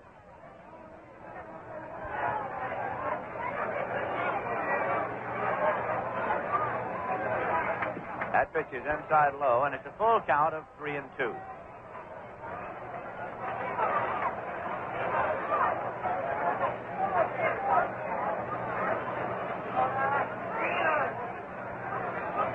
Now Spahn with the payoff pitch. Outside, he walked him. Third walk issued by Spahn. And it's a leadoff walk to Boyer and brings up Dick Grote. He has popped to second and flied to center.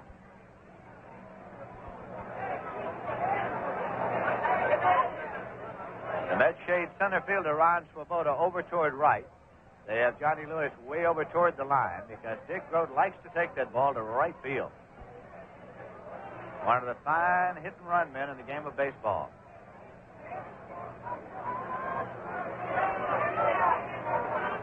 Cranepool holds against the runner, Ken Boyer.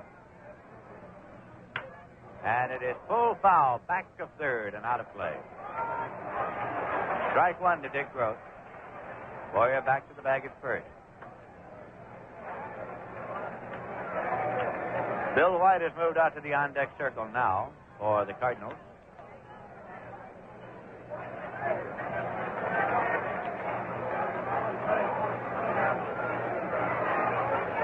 Spahn looks to Canizero for a sign.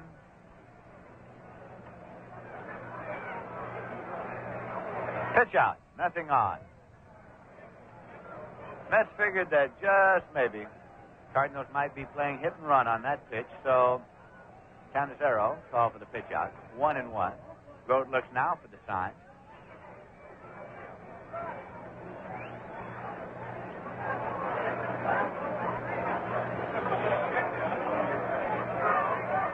Boyer takes his lead at first. 1-1 pitch and another pitch out and a throw down and not in time. Well, the Mets figured since they had called for one pitch out and it had gone 1-1 that perhaps the Cardinals then would put it on. So they called for another one. Now it's 2 balls and 1 strike.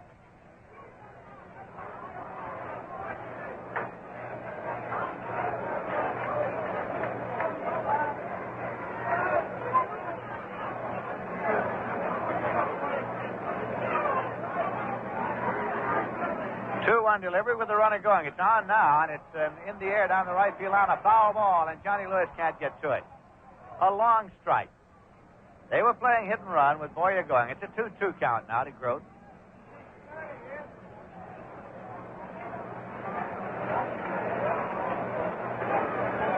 Grote's reading Joe Schultz's sign to see what they do on 2-2. There's nobody out, and the Mets are leading here by a score of 1-0.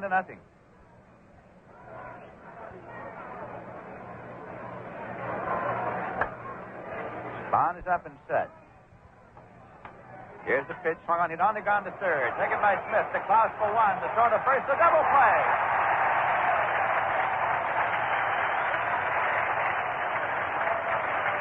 With the runner holding, Dick Grote hit a ground ball to third. Charlie Smith up with it, fired the Klaus, made the pivot on the peg on, and the Mets have pulled off their 23rd double play of this young season.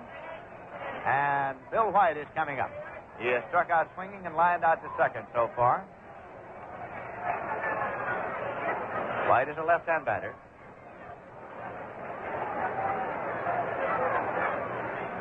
Ground ball hit to second base. Klaus is over up with it. He plays to Crane Poole, and the side is out. No runs, no hits, no errors, none left, and the score at the end of 5.5 innings is the Mets 1, the Cardinals nothing. And now a word from Viceroy Cigarette. Viceroy's got the taste that's right, not too strong and not too light. The taste that's right. You get the word. It's Viceroy. A cigarette that's specifically designed to taste the way you'd like a filter cigarette to taste. If you're a filter smoker, you've already discovered some brands taste too strong, as if they didn't even have a filter. And others taste too light. You know the kind. They never seem to satisfy your taste. But do you know about Viceroy? Viceroy is not too strong, not too light. Viceroy's got the filter for the taste that's right. When you try 'em, you'll agree. Viceroy's got the taste that's right. Viceroy's got the taste that's right, not too strong and not too light. The taste that's right. We're going to the bottom of the sixth. Before we do, we pause for station identification. This is the New York Mets Baseball Network. And this is WGY, the General Electric station in Schenectady, 810 on your dial.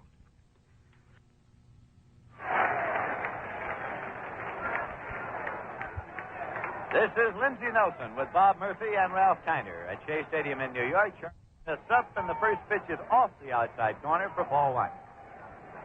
Charlie Smith batting number 2 in the batting order.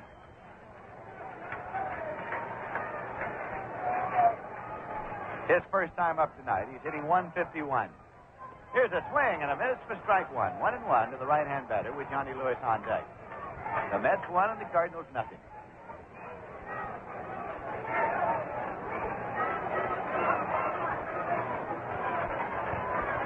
Bob Gibson with the 1-1 to...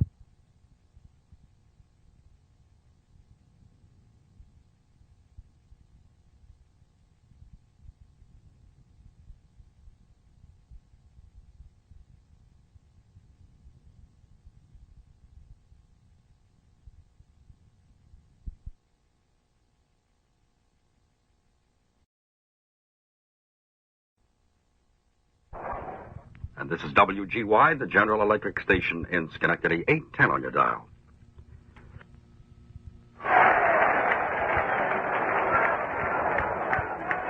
This is Lindsey Nelson with Bob Murphy and Ralph Kiner at Shea Stadium in New York. Charlie Smith's up, and the first pitch is off the outside corner for ball one. Charlie Smith batting number 2 in the batting order.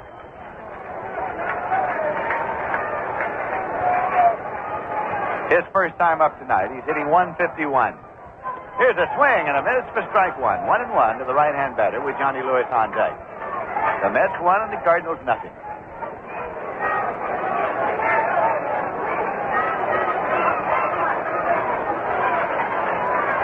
Bob Gibson with the 1-1 delivery. Swung on in on the ground to short. Taken deep by Grote. Long throw, and he beat it for a base hit.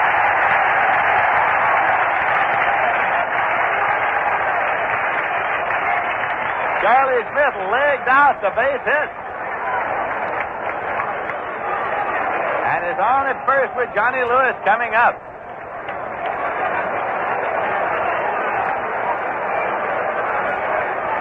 Lewis has grounded out and flied out so far.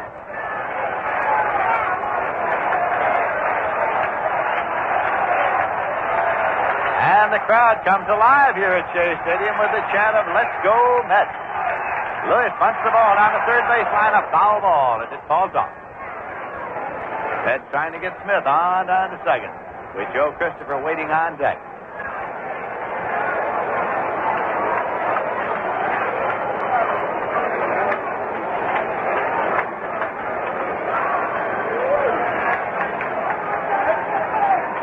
Mets now have 5 hits off Gibson. All right-handers set. And the pitch to Johnny Lewis. It's swung on and missed for strike 2.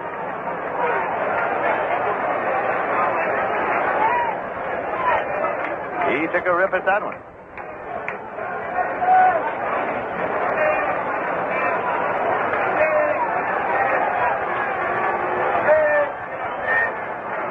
And the 2-strike delivery is lined in the right field for a base hit.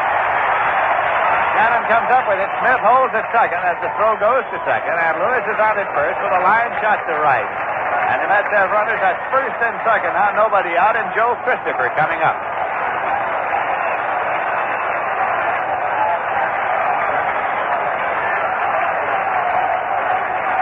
Christopher has grounded out and fouled out to first base so far. He's reading down Hefner's side now to see if the Mets are going to try to sacrifice the runner's arm. The Mets are leading in this game by a score of 1-0. And listen to that crowd.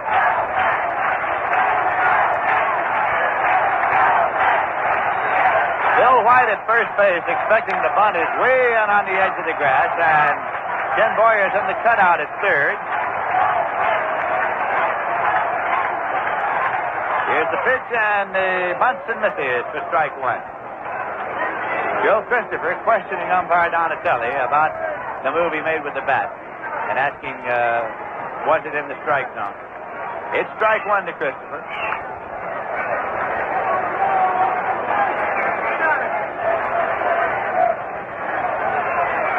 Cranepool is waiting on deck. White still in on the edge of the grass at first. Here is the pitch, and it's low for a ball, so the count goes 1-1.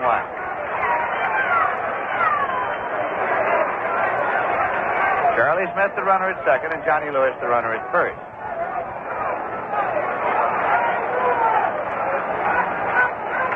Gibson reading McCarver's sign.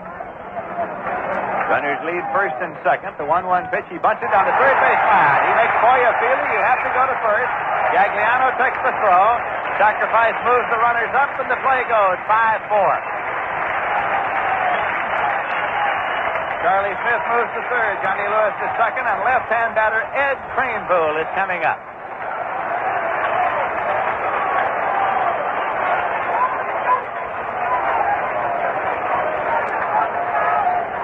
He's going to be intentionally walked with first base open, and Swoboda on deck. They're going to walk him intentionally. It's ball 1.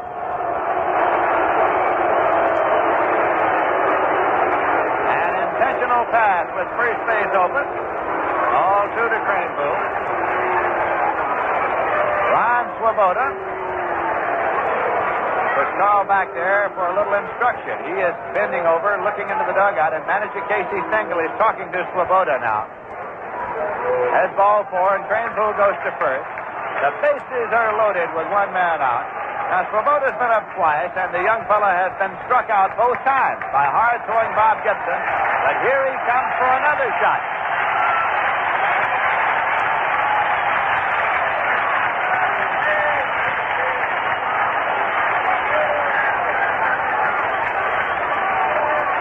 Swoboda is 20 years of age, and he hasn't faced many pitchers like Bob Gibson, who came into this game with a record of 5 wins and no losses. So let's see how he makes out this time. Here is the pitch. Swung on and missed.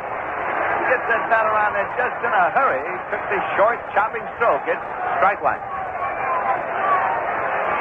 McMillan is on deck. Max 2 for 2. Fastball right in there for a call, strike 2. Gibson just bearing down and trying to overpower on Swoboda.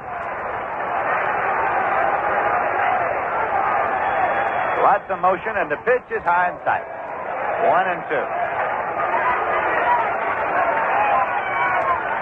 Charlie Smith at third, Johnny Lewis at second, Ed Craneville at first. The 1-2 pitch. Missed, blown away. So it's 2-2 now to Swoboda.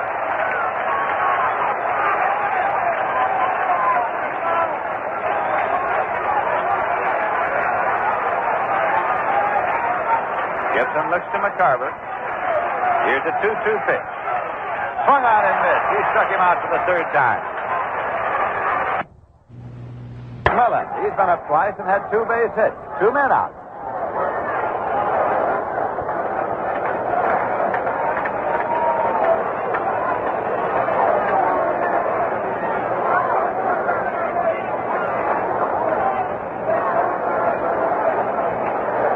Gibson has struck out 4 men in this game.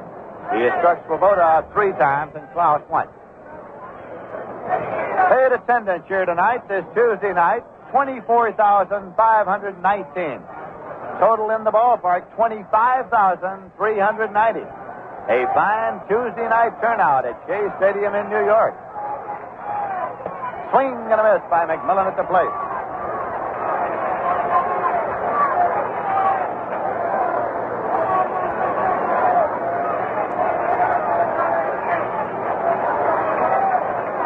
Runners leading at first, second, and third. The strike 1 delivery, swung on and missed for strike 2.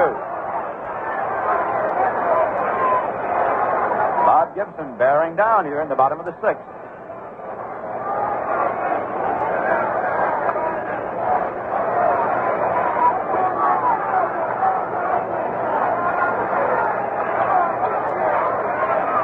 Gibson starts the motion, the 2-strike delivery, swung on and landed to right field for a base hit. Charlie Smith scores. Johnny Lewis comes on to score. Craneville is at third. And he is being held up. And McMillan is at second with a double. 2 runs batted in. It is the Mets 3 and the Cardinals nothing.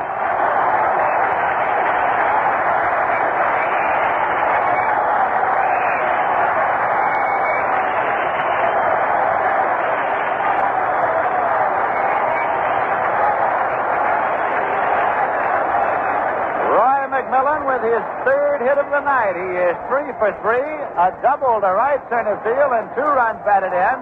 The Mets have Craneville at third, McMillan at second, 2 men out, and Chris Canizero is up. He has walked and flied out to right field. The Mets 3 and the Cardinals nothing. Low and away for a ball.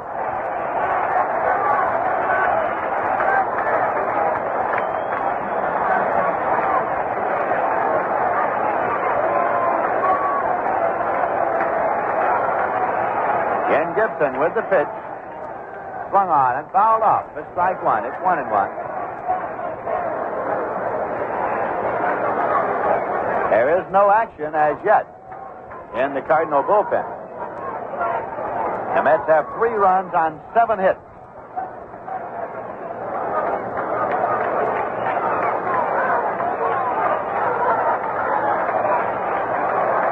Here's a 1-1 delivery. Breaking ball high and tight. It's 2-1.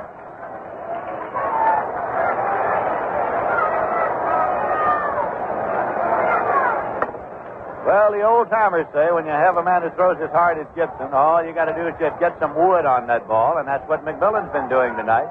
And he's gone 3 for 3. 2-1 pitch. In there for a call strike. It's 2-2 to Canizero. Warren Spahn is waiting on deck.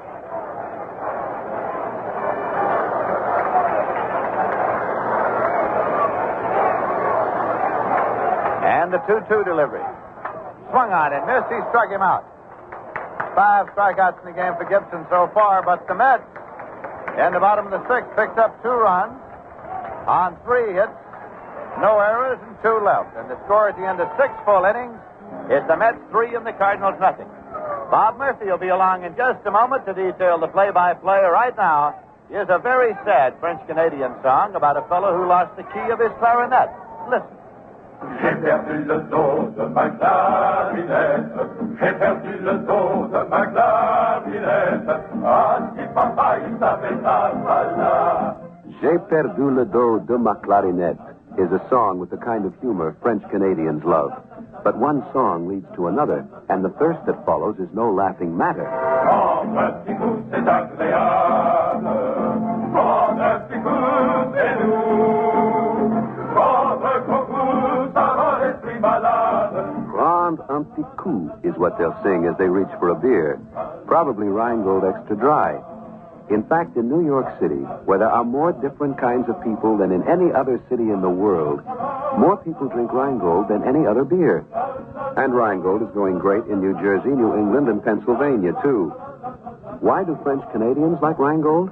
We don't know, but we must be doing something right.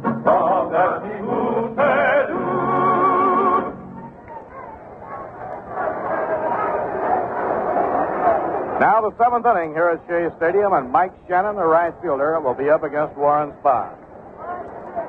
Shannon, 0 for 2, has been thrown out by the shortstop, Roy McMillan, and flied to center. Rangy right-hand batter, feet wide apart.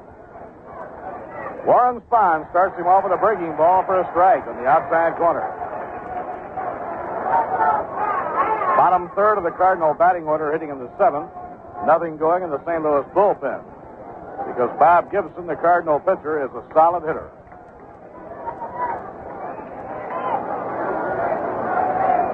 Now Spahn into his windup. Down comes his pitch. Outside and high. 1 ball, 1 strike.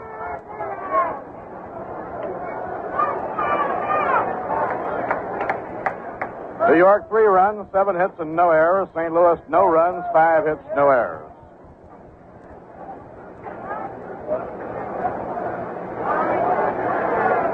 Now the 1-1 delivery.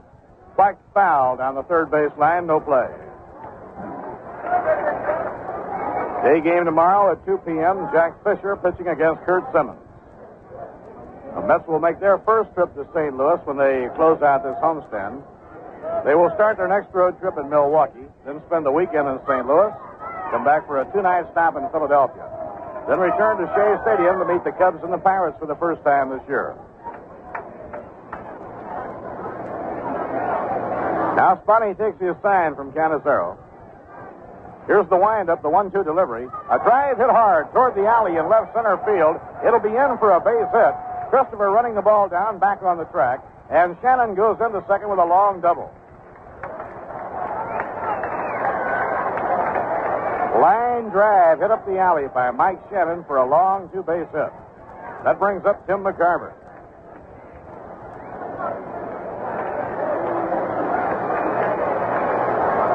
Tim McCarver has lined out to center and singled to right. 1 hit and 2 times at bat. Now Casey has right-hander Gary Kroll working in the New York Mets bullpen.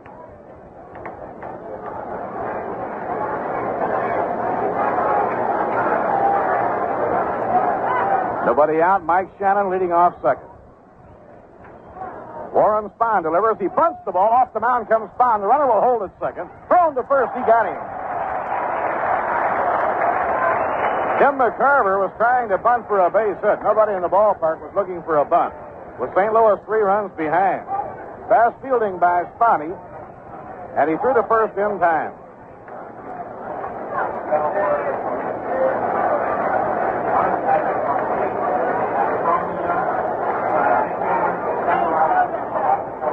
We are getting the report on Ron Hunt now. We'll wait until we have the complete report to pass it along, but we can tell you now the news is not good. Now the pitch to Gibson, a swing and a miss, strike one. Ron Hunt suffered the shoulder injury in a collision with Bill Gagliano. There are many medical words, but you describe it as a separation in the left shoulder. And Ron will undergo surgery tomorrow. So it's been a costly blow for the New York Mets. Pitch to Bob Gibson, 1 ball and 1 strike. Ron Hunt, the Mets all-star second baseman, suffered a shoulder separation in a collision with Bill Gagliano. Ron will be operated on tomorrow. Dr. Peter Lamont, the Mets team physician, will not venture an estimate as to how long Ron will be out until after the operation. So it's a real jolt for the New York Mets. 1 ball, 1 strike on Bob Gibson. Now the pitch by Spahn. Strike, a screwball in the outside corner.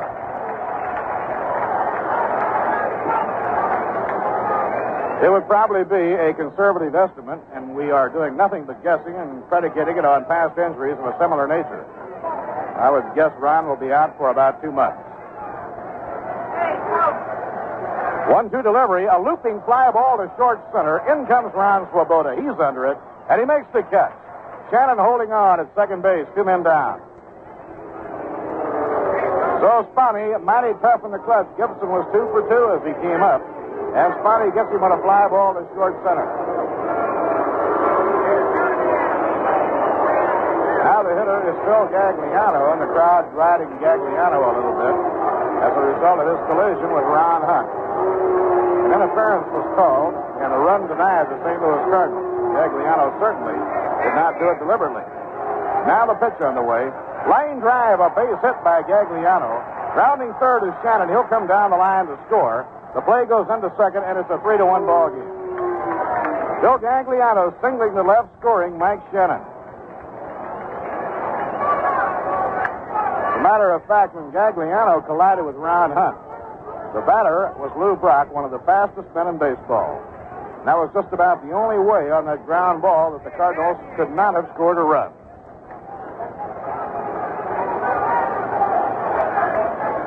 Now the hitter is Lou Brock. Lou has sacrificed, grounded out, reached on a fielder's choice as the result of the collision. Here's the pitch on the way. A swing and a miss, strike one.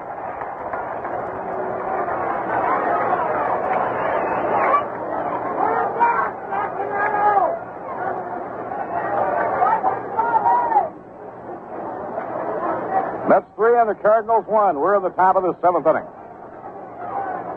Now Spahn has his sign from Chris. Gagliano leading off first base. And the pitch on the way is inside. He has to step back a stride. 1 ball, 1 strike.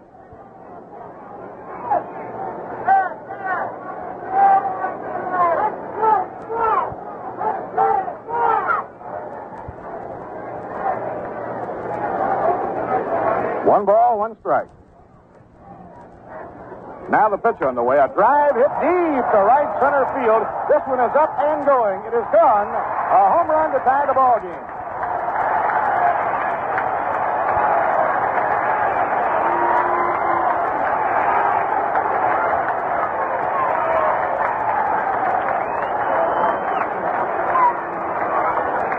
St. Louis has rallied to tie the ball game. Lou Brock hitting a tremendous home run to right center field.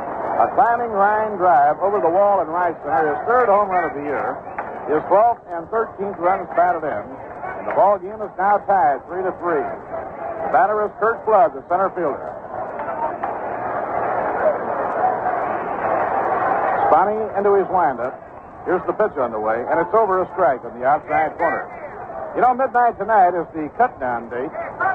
Tonight, the hour that all the Major League ball clubs must reduce their squad to 25 men.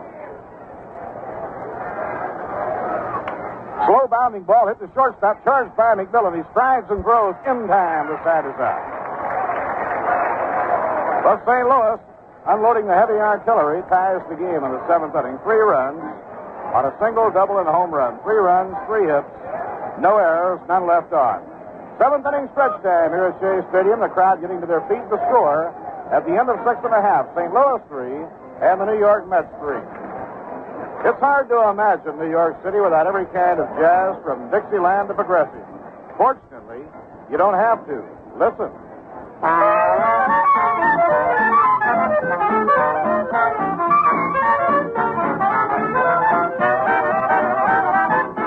That's Backstreet Rag, a uniquely American sound. It came up the Mississippi out of New Orleans with the Negro jazzmen who played it to the world. But they didn't stop with Dixieland and the blues.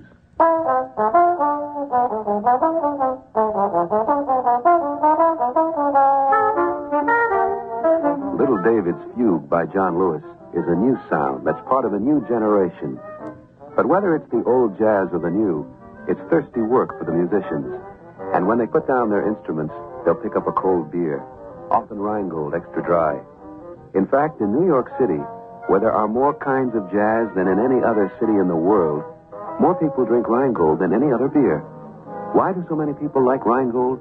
We don't know, but we must be doing something right. Warren Spahn leading off last half of the 7th inning, and he takes high, ball 1. We were mentioning earlier that the Major League teams must pair to 25 by midnight tonight.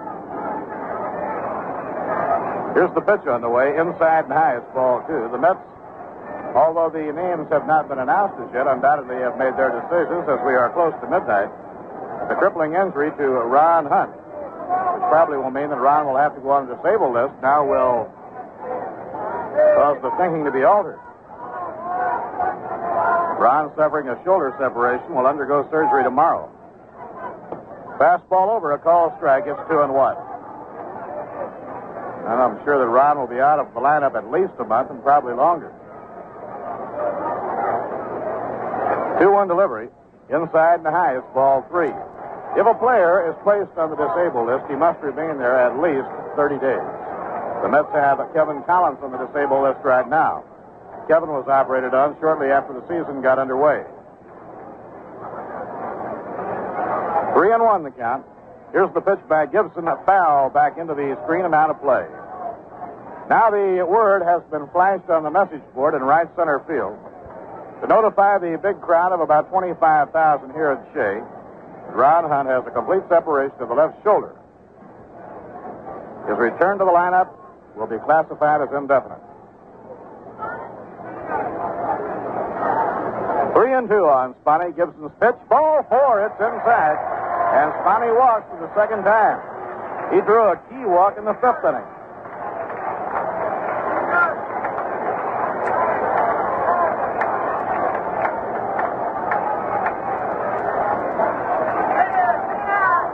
Bob Gibson now has walked 4, struck out 5, allowed 3 runs, given up 7 hits.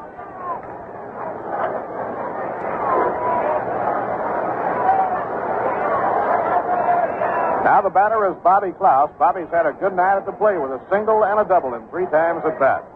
Ken Boyer in close at third looking for the sacrifice bunt. He's around to bunt.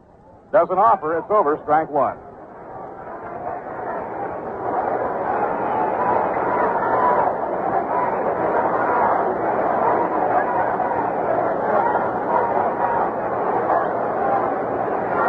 Charlie Smith, the on-deck batter, and then Johnny Lewis.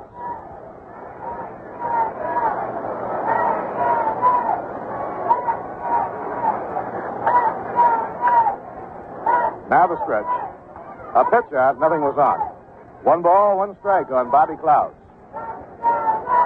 So this certainly has been a hard luck year for one of the scrappiest players in the game, Ron Hunt. Ron was idled in spring training due to an injury to his right hand and had just gotten back in. A swing and a miss and a curve. 1 ball and 2 strikes.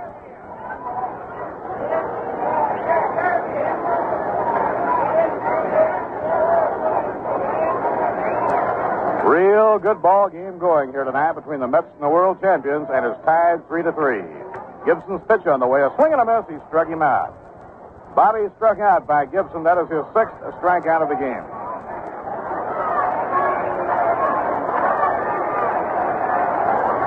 Now Charlie Smith coming up. Charlie beat out an infield hit to shortstop. His only time at bat in the 6th inning.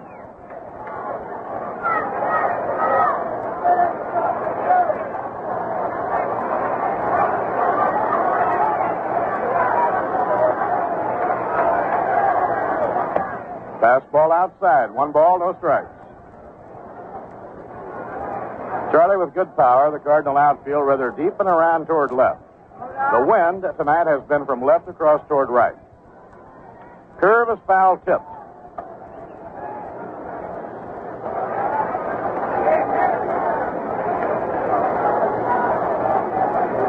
One ball, 1 strike on Charlie with Johnny Lewis on deck and then Joe Christopher.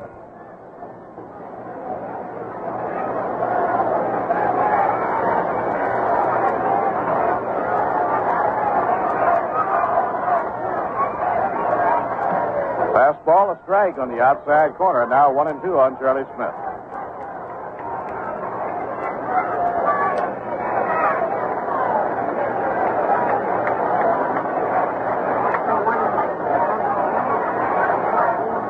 Bill White holds against Warren Spahn. The curve is over. Strike 3. Smitty did not like the call. Now walks slowly away, and that's the 7th strikeout for Bob Gibson. Gibson among the top 3 in strikeouts at the end of last season in the National League. Bob Veal of the Pirates with 250 won the strikeout championship. Gibson in second place was only 5 behind him. Now Johnny Lewis up. Johnny has 1 for 3. And Gibson steps off holding Spahn. Spahn has really had a workout tonight.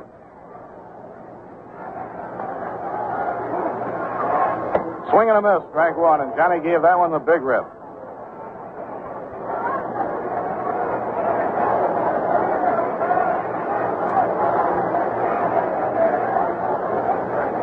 Now Bob Gibson in the stop position delivers to Johnny Lewis a breaking ball outside. 1 ball and 1 strike on Lewis.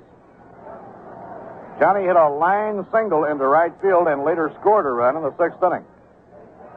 Prior to that, he flied deep to left and grounded out to second.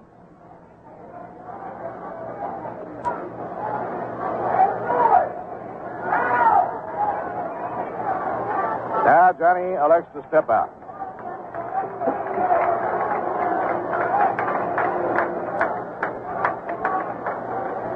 Warren Spahn grabs his lead off first. Here's the pitch to Lewis, a changeup. The off-speed pitch is down low, and the count goes to 2-1.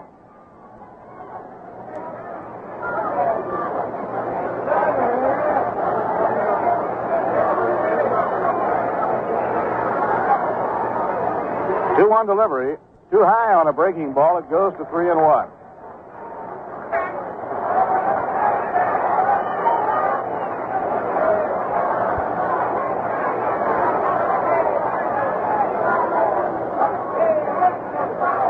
Now Johnny cocks the bat, the 3-1 pitch. Too high, ball 4, and the Mets have 2 men on. Joe Christopher coming up.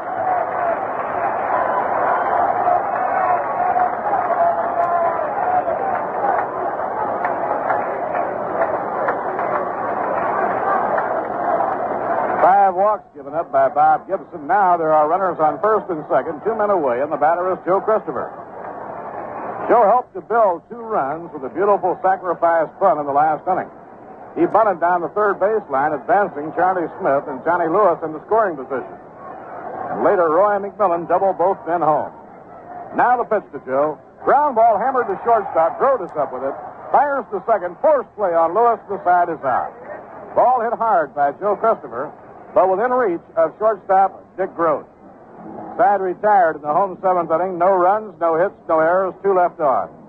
Now 7 complete, and the score, the St. Louis Cardinals, 3 runs, 8 hits, and no errors. The New York Mets, 3 runs, 7 hits, no errors. In checking the scores of other games at Philadelphia tonight, the Cincinnati Reds, who will be here to open a 4-game series on Friday night, are leading the Philadelphia Phillies 3-1 after 5.5 innings. John Saturas for the Reds, Chris Short for Philadelphia, and Frank Robinson, the great slugger of the Reds, has a home run in that game, nobody on. Pittsburgh 1, Milwaukee nothing after 5. Wade Blassingame, a left-hander for Milwaukee. Right-hander Don Cardwell pitching for the Pirates. The Astros are at Dodger Stadium later tonight, and the Cubs later tonight play in San Francisco. In the American League, at the end of 6 innings at Fenway Park, the Yankees lead the Red Sox 4-1, and they have just made it 5-1 On Mickey Mantle's 6th home run of the year, it comes in the 7th inning, nobody on. For Mickey, that's 460 lifetime. Stottlemyre, the Yankee pitcher, early relieved Wilson. Washington, 2. And Detroit, nothing at the end of 4.5. Regan has replaced Wickersham, and Frank Kreitzer is on for Washington. And Willie Kirkland has just hit a 3-run homer in the last of the 5th inning. So now Washington has increased the lead over Detroit to at least 5-0. Cleveland 2, Baltimore nothing after 6.5. Ralph Terry for the Indians. Wally Bunker relieves Steve Barber in the 7th. The warm-ups at Minnesota, Dean Chance for the Angels and Dave Stigman for the Minnesota Twins. Well, fans, come and see the Mets play the Cincinnati Reds in the AFL-CIO Salute the Labor doubleheader next Sunday, May 16th. Call 989-4070 for ticket information. This announcement brought to you by Rheingold Brewery.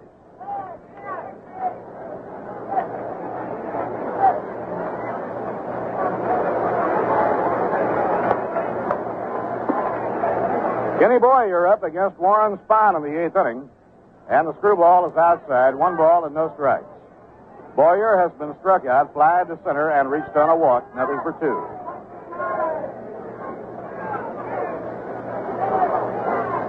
Ground ball hit deep down to third. Good play by Smith. The long throw, he got him. Fine play by Charlie Smith. He had to play the offbeat hop, kind of bending in the middle to grab it about belt high and then righten himself and make a long throw.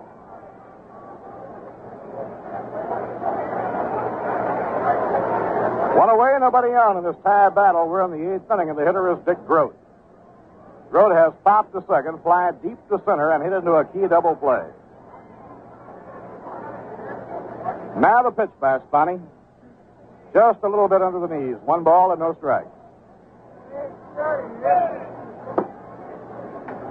Ball game now in the closing stages, and both managers, Red Shea and East and Casey Stengel, have their bullpens working. Ball 2, 2-0. Knuckleball veteran Barney Schultz is warming up for St. Louis. In the bullpen for the New York Mets, Dennis Ryvant and Carl Willie. Carl Willie and Tug McGraw divided the pitching duties in the game against the Cadets at West Point yesterday. The Mets winning 8-0. And that, too, was a costly day because the grand old professor, Casey Stengel, suffered a broken wrist. And he'll have his right wrist in a cast from his thumb up to his elbow for probably 5 or 6 weeks.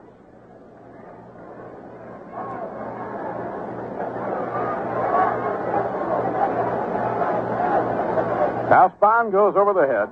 The 2-0 delivery. A drive hit deep. It may go foul down the left field line. It's a foul ball. Breaking ball pulled foul down the left field line, and the count 2-1. The Mets were out in front 3-0 at the end of 6. The Cardinals came back to score 3 in the 7th on a double by Shannon, a single by Gagliano, and a 2-run homer by Lou Brock.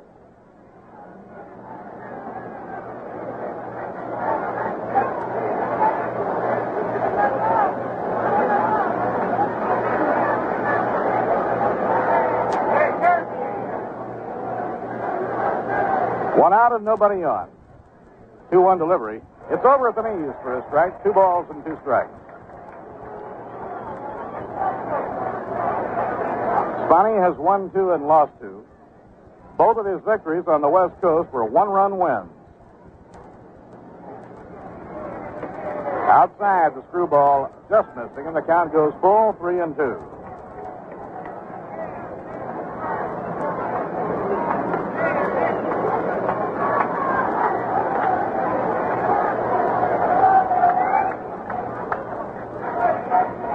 Now the payoff delivery. Line down the right field line, and it's a fair ball. Going into the corner now for an extra base hit. Lewis pursuing it. Grote is around second. He's flying towards third. There'll be no play. Slides in with a triple. Line shot hit down the right field line by right-hand batter Dick Grote. He's a right field hitting expert. And now the Cardinals have the potential lead run on third with 1 man out. And the ever-dangerous Bill White coming on to hit. That ball hit right on the right field line.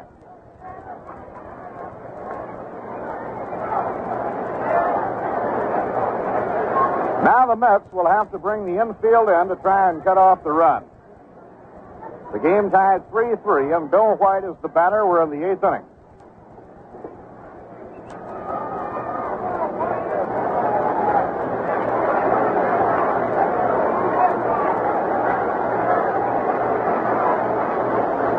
Bill White has been struck out, lined out to second, and grounded out to second. The infield camped tight on the edge of the infield grass. Now Warren Spahn is into his windup. The pitch to White. Missed the inside corner. He started him off with a fastball. 1 ball and no strikes.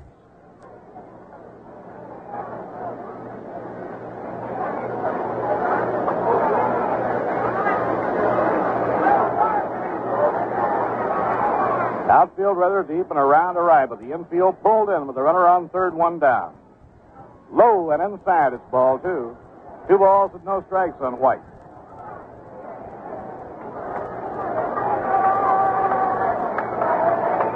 Bill had a slow start last year, and then he hit a ton from the All-Star break to the end of the year to help the Cardinals to the championship.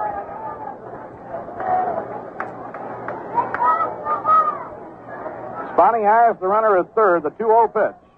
Ball 3. Canizaro bluffs the throw down to Charlie Smith at third. And now Warren has gone behind on White, 3-0.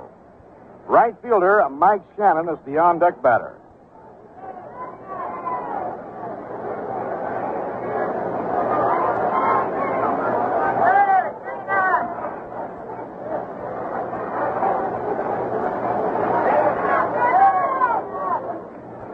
Warren out of his windup, 3-0 delivery, ball 4, and he walks White on 4 pitches.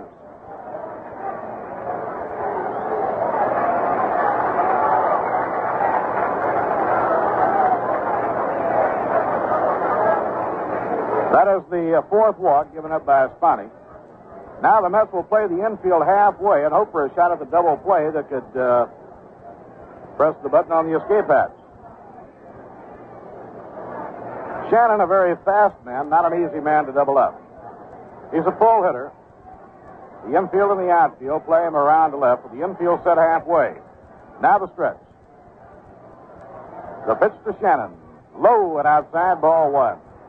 Spahn will be trying to make him hit the breaking ball, looking for that grounder.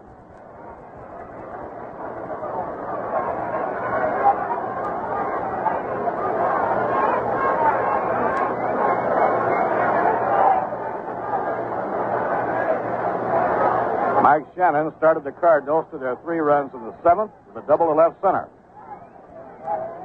Now the pitch on the way. Knee-high strike. 1 ball, 1 strike.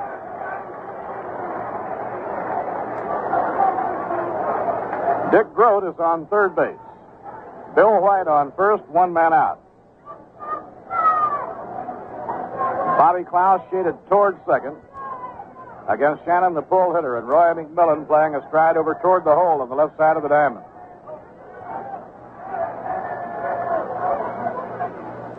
In the dirt, blocked by Canizaro. Chris keeps the ball in front of him. No advance in the count, 2-1.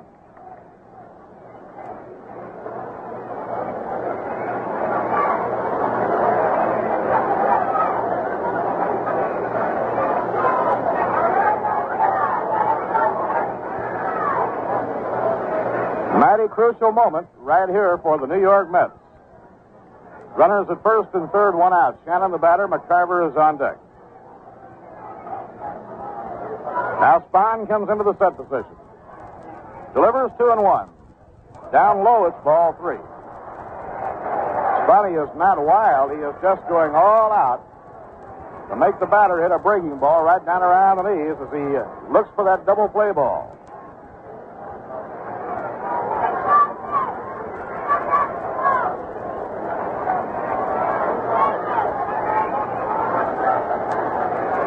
Now it's 3-1 on Shannon. The runners take a lead. 3-1 pitch. Ball 4, that loads them up. The bases are loaded, and Tim McCarver is coming up. 5 walks in the game tonight by Spahn, and that is an unusual number of walks for him in a ball game.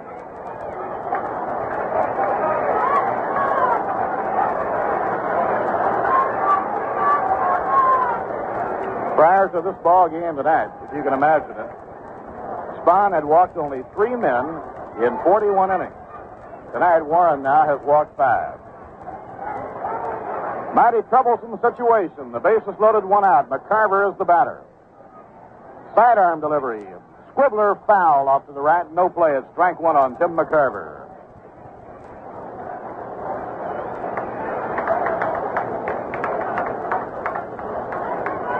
Dick Grote is on third. Bill White on second. Mike Shannon on first.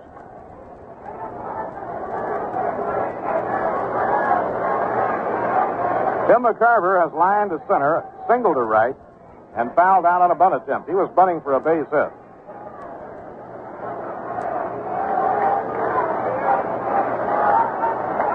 Now Spahn looks the runner Grote back to third. Down comes his pitch. A slow ground ball on the right side of the diamond. The only play will be at first, a run scores. Ball was not hit sharply enough to give the Mets a chance for a double play to bail out of it. So Grote comes in to score. The Cardinals are out in front 4-3. Tim McCarver is thrown out by Bobby Klaus. So Spahn got the batter to do what he wanted him to do, hit the ball in the ground, but it was not hit hard enough to give the Mets a shot at the double play. A run batted in for Tim McCarver. And a dangerous hitter, the Cardinal pitcher, Bob Gibson, is up. He has 2 for 3. Runners on second and third. Swing and a miss, strike 1.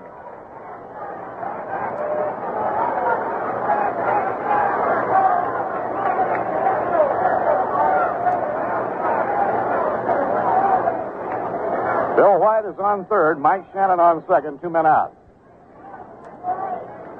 St. Louis in front 4-3 as Spahn swings out of his windup. Now the pitch. Foul ball back over our broadcasting booth and out of play. But now Spahn with a 2-strike count on Gibson.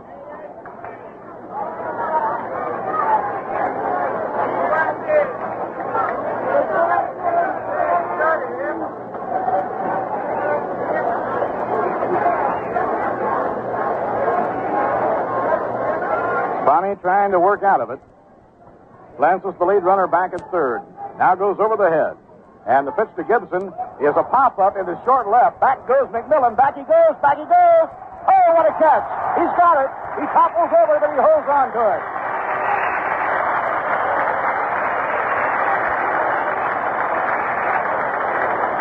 Somersaulting catch by Roy McMillan on the bid for a Texas League base hit. A pop fly into short left field, almost beyond the reach of Roy. And after a long run, he lunged, he grabbed, he somersaulted, he held on to it, and the side is out. 1 run, 1 hit. That was a triple by Dick Grote with 1 man out. No errors and 2 left on. And the score at the end of 7.5 innings, the St. Louis Cardinals 4 and the New York Mets 3. And now it's time for another unusual fact from the Viceroy Hall of Records. You know, the way managers shuffle their lineups in modern baseball, here's a record we think will stand for a long, long time. When Connie Mack was managing the Philadelphia A's, they played 2 complete World Series using only 9 men at each ball game.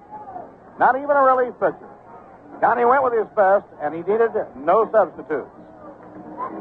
And in the Filter Cigarette League, you'll never want a substitute for Viceroy.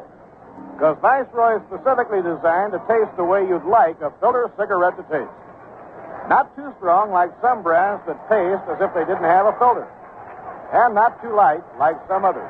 You know the kind. They just don't seem to satisfy your taste. But when you line up a Viceroy, you get the filter cigarette that's not too strong, not too light. Viceroy's got the filter for the taste that's right. Viceroy's got the taste that's right. Not too strong and not too light. The taste that's right. Eddie Craneboule leading off the last of the 8th inning, hits one off the bat handle, a blooping drive into short left for a base hit. That ball landed just about where the one McMillan caught to retire the Cardinals. The one hit by Craneboule did not have any height to it. It was kind of a soft line drive. So Eddie Craneboule is on, nobody out. Batter is Ron Swoboda. This has been by far and away the toughest night for young Ron. He's been up 3 times and been struck out 3. He tries to bunt and misses. Strike 1.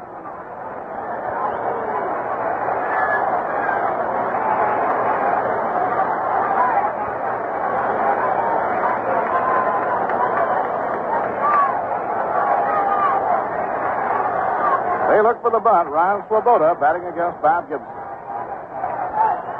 Here's his pitch on the way.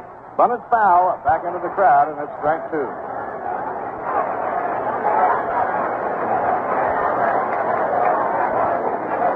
The Redbirds 4 and the Mets 3, last of the 8th inning. Eddie Kranepool on first with a leadoff single. Now let's see if Casey has Ron try and bunt the 2-strike pitch. Crowd much alive here in Shea. 2-strike delivery. Full swing, and he struck him out. 4th time in a row that Gibson has fanned Ron Swoboda.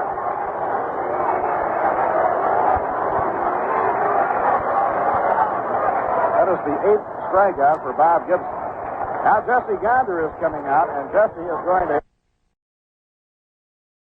hit for Roy McMillan. So we have a conference at the mound, and while we do, we may be a little late, but we'll pause for station identification. This is the New York Mets Baseball Network. You're tuned to WGY 810 on your dial, Schenectady, New York, your New York Mets station. Time is now 14 past 10 o'clock, and it's 58 degrees.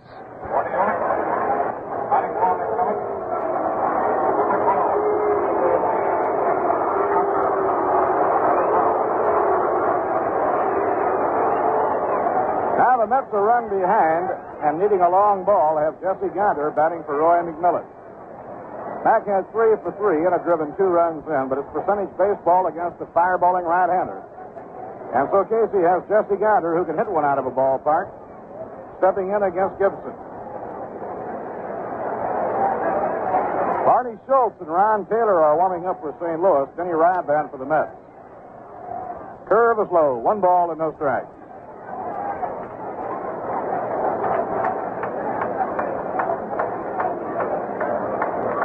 Gibson, a fast worker on the mound. Kranepool, a short lead off first. Curve is high, ball 2. It's 2-0 on Jesse Gonder.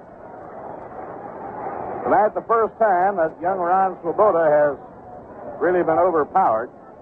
He's not the first hitter by any means to be overpowered by Bob Gibson, who was second in the National League in strikeouts last year. Too high, ball 3, and he really buzzed that one.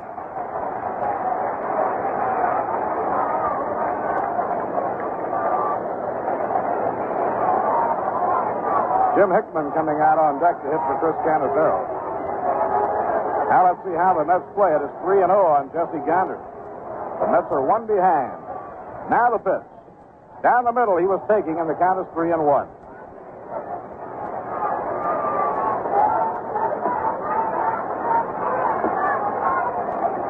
3 balls and a strike on Jesse Gonder. Bill White holding against Ed Kranepool. Here's the pitch on the way. Foul ball whacked back upstairs and out of play. Now it's 3-2.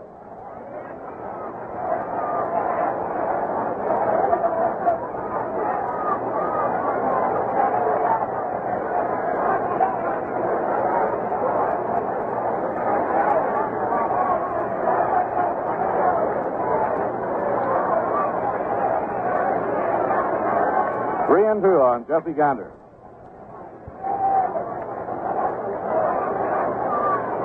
Now Jesse gets out of the batter's box to get a handful of dirt. Break a little bit of the tension here with New York 1 behind, bottom half of the 8th inning. Gibson stretching. Here's the pitch. Ball 4. The breaking ball misses. Now the tying run goes over to second, Eddie Kranepool. Gonder goes down to first, and Jim Hickman is coming up to bat for Chris Canizero.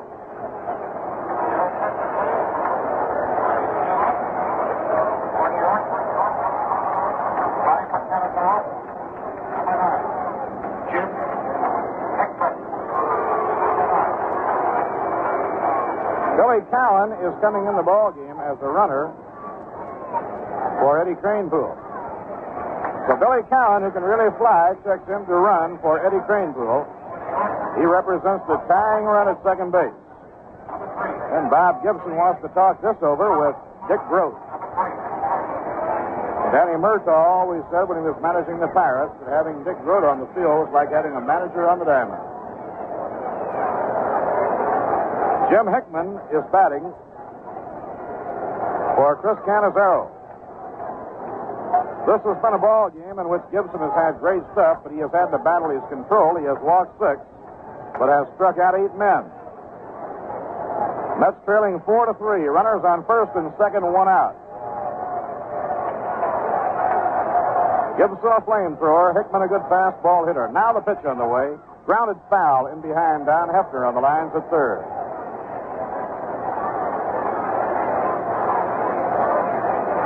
Big gathering here at Shea, hoping to be able to come up with that roar if the Mets can deliver a base hit to get Cowan around. Cowan turned in one of the finest individual performances in helping the Mets to win the second ball game on Sunday the Mets fans have ever seen. He made a remarkable catch to save the ball game. He also, as a pinch hitter, doubled home a run, and it was a key run.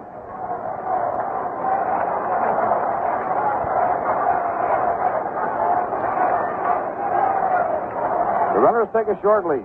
The pitch to Hickman. Outside and low, McCarver digs it out of the dirt. 1 ball, 1 strike.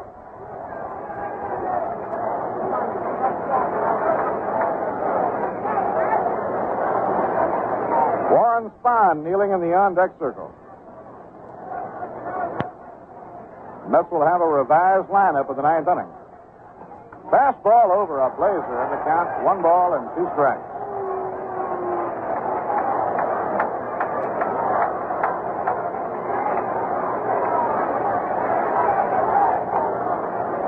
Now Gibson is working in front on the count. It's 1 ball and 2 strikes on pinch batter Jim Hickman. Down comes the pitch. Foul ball. Back to the crowd. There'll be no play. Count remains the same.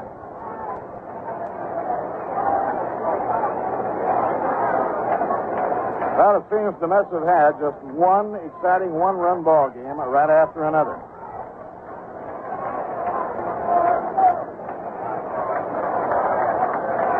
Now Gibson delivers 1 and 2. Strike 3 call.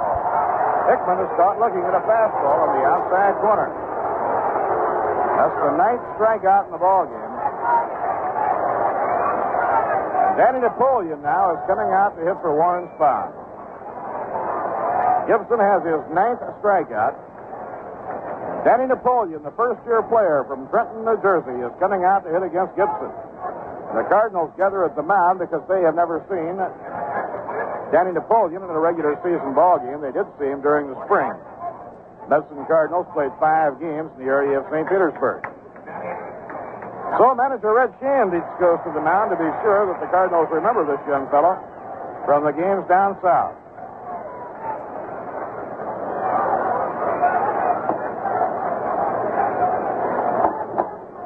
Casey now sending up his 3rd straight pinch hitter. And Red Shandich is motioning to Shannon, the right fielder, and he wants him to play him a little more toward right center. So now Shannon is moving over toward right center against Danny Napoleon, which is quite a tribute to Danny against one of the hardest throwers in baseball. Red figures his bat is fast enough to get around. Now the stretch. Pitch to Napoleon. Swing and a miss. Strike 1. Gibson has won 5 and lost none. He's had 3 shutouts and 5 victories.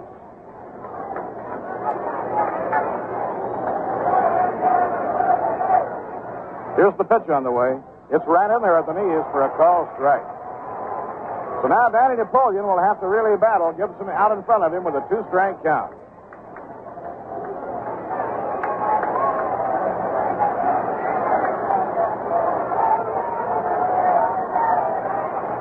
Mets have played 25 games, 11 of their 25 decided by 1 run. Foul ball, wafted back up toward the mezzanine section, no play, and the count remains strike 2 on Danny Napoleon.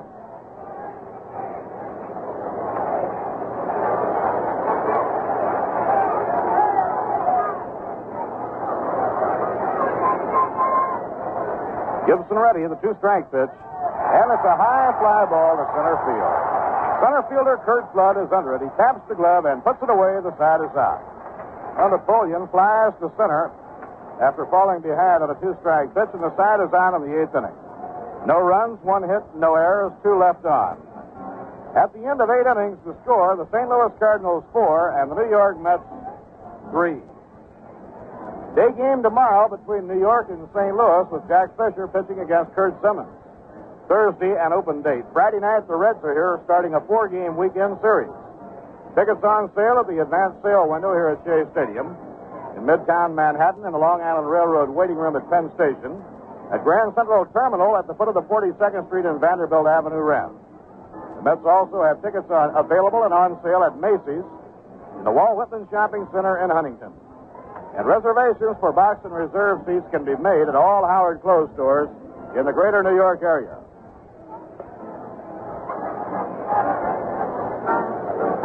Now, Wes Westrom bringing the revised lineup out to the home plate umpire, Augie Donatelli. Jim Hickman is now playing first base.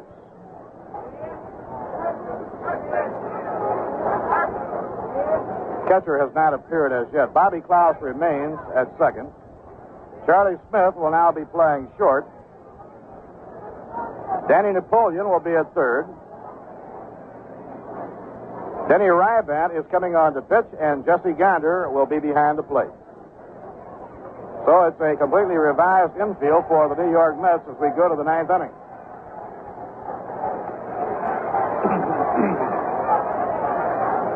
Warren Spahn leaving the ball game for a pinch hitter after 8 innings. Another solid effort by Warren Spahn. Spahny's control not nearly as sharp tonight as it has been in each of his previous outings. But he really had the grit and determination and stayed with it all the way. It was a ball game in which Spahny had to scramble because the ball wasn't going exactly where he wanted it to, but he turned in still, even without his good control, another fine pitching performance. Spahny had walked only 3 men in 41 innings prior to tonight, but in tonight's ball game, he walked 5 in 8 innings. Number 12, Jesse Gonder. Number 12. Now playing first base for the Mets. Batting 8, number 9, Jim Hickman. Denny Rybant is the new pitcher. They're in the last of the 7th inning in Philadelphia. The Reds lead the Phillies 3-1 in the duel between John Saturis and Chris Short. Pittsburgh leading Milwaukee 3-2 as they go to the 7th inning. McBean has relieved Cardwell. Blasting game for Milwaukee. Houston plays at Los Angeles. The Cubs are at San Francisco. They're in the last of the 8th inning at Fenway Park. The Yankees lead the Red Sox 5-3 behind Stottlemyre. Bill Gagliano leading off as we go to the 9th inning, and Rybant's first pitch is over, strike 1. Denny has won 1 and lost 1 and has been very impressive as a late inning man. Low outside, 1 ball, 1 strike. He saved the victory for the Mets and Jack Fisher in the opener of the Milwaukee series.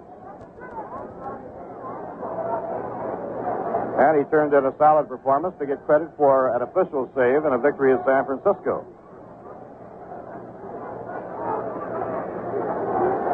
Gagliano had one of the big hits for the Cardinals in the 7th inning. It's over for a call strike. 1 ball and 2 strikes. Washington leads Detroit 5-0 after 5.5 behind Frank Kreitzer. Cleveland 2, Baltimore 1 as they go to the 9th in Baltimore. Bell has relieved Terry. Swing and a miss. He struck him out. Denny Rybant fans Phil Gagliano.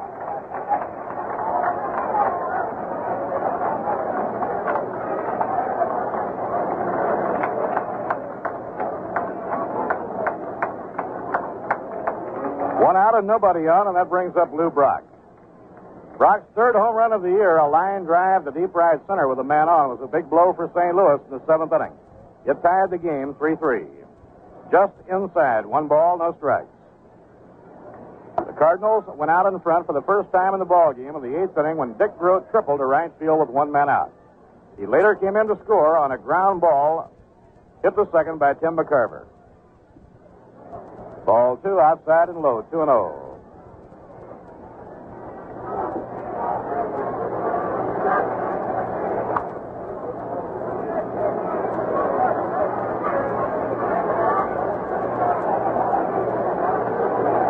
Ryban into his windup. Down comes his pitch. A grounder hit hard down to first. Grabbed by Hickman. He takes it himself.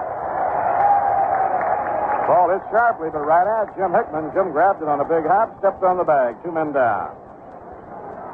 Well, Casey and his coaches and the executive branch will all have to get together after tonight's ball game, revise their thinking as the result of the costly injury to Ron Hunt. Ron, in a collision with Gagliano, suffered a shoulder separation and will be operated on tomorrow. Right in for a call strike to Curt Flood. Midnight tonight is the cut down for all the Major League ball clubs. They have to be down to 25. Low and outside. 1 ball, 1 strike. Ron will undoubtedly have to go on the disabled list. When a player goes on, he must remain for 30 days, but Ron must undergo surgery, so it's safe to say he'll be out at least 30 days. We hope it won't be too much more than that, but an injury like that, probably a couple of months.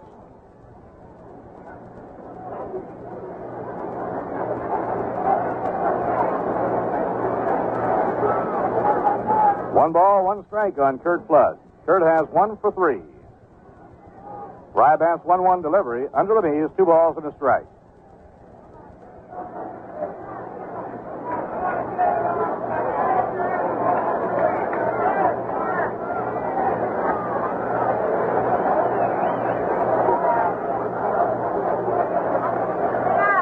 Now Denny swings out of his windup. The pitch on the way is popped up. He hit him off the fist with a real good pitch. Under the ball is Danny Napoleon. He has it. The side is out. Danny coming in toward the mound to take the pop-up. And Denny Rybank gets the Redbirds. 1, 2, 3. No runs, no hits, no errors, and none left on. And we'll be going to the bottom of the ninth. New York a run behind. At the end of 8.5, it's the Cardinals 4 and the Mets 3. If you're wondering what kind of a song goes with Soprasite and Salchichi, listen to this. Come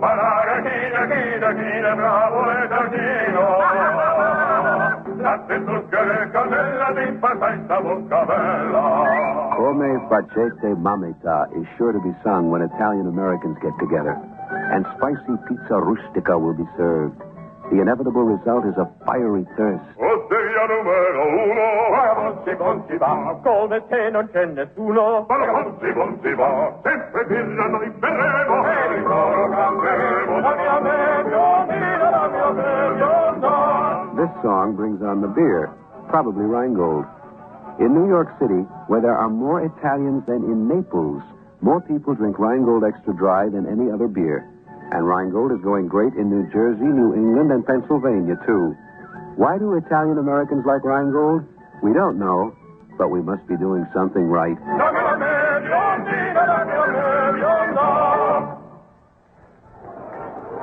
Bottom half of the 9th inning. The Mets will have Bobby Klaus, Charlie Smith, Johnny Lewis coming up against Bob Gibson. The right-hander winds, pitches. Check swing, and it's outside. 1 ball and no strikes. Good ball game for Bobby. He has a single and a double, 2 for 4, and an RBI.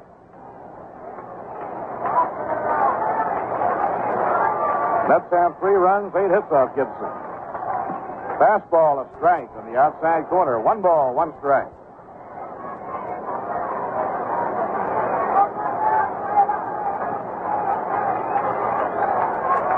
One delivery. Foul ball back into the screen. Now it's 1 and 2. Dal Maxville is now playing second. He relieves. Phil Gagliano has a defensive move on the part of Red Shandis.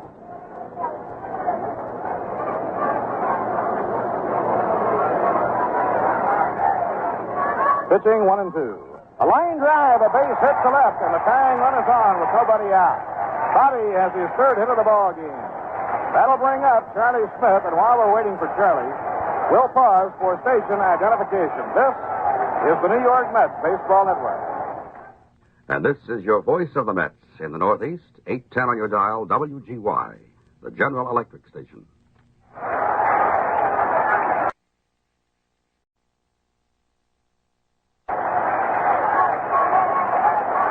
Bob Murphy with Lindsey Nelson and Ralph Kiner. The Mets have the tying run on. Nobody out. Charlie Smith is up.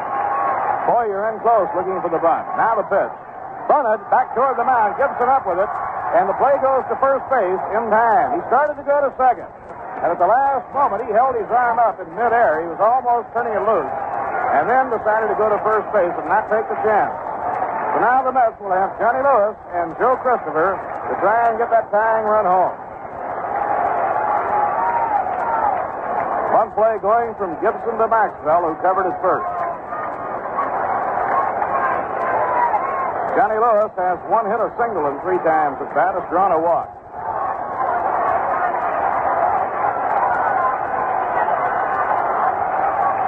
Now Gibson slowing the pace down a little bit for the first time. Comes to the set position. Delivers a high foul fly hit down the right field line. There'll be no play. Don Hefner on the coaching lines at third thought that Gibson had balked on the play.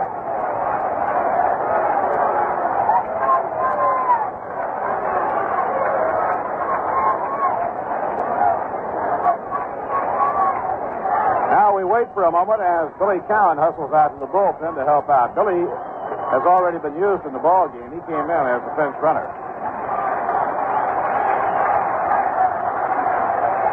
Hawk Taylor and Yogi Berra, all that remains of the bench for the New York Mets. Here's the pitch. Outside. 1 ball, 1 strike. And the Hawk is coming in now. Billy Cowan went out to take over his work in the bullpen, and the Hawk is coming in.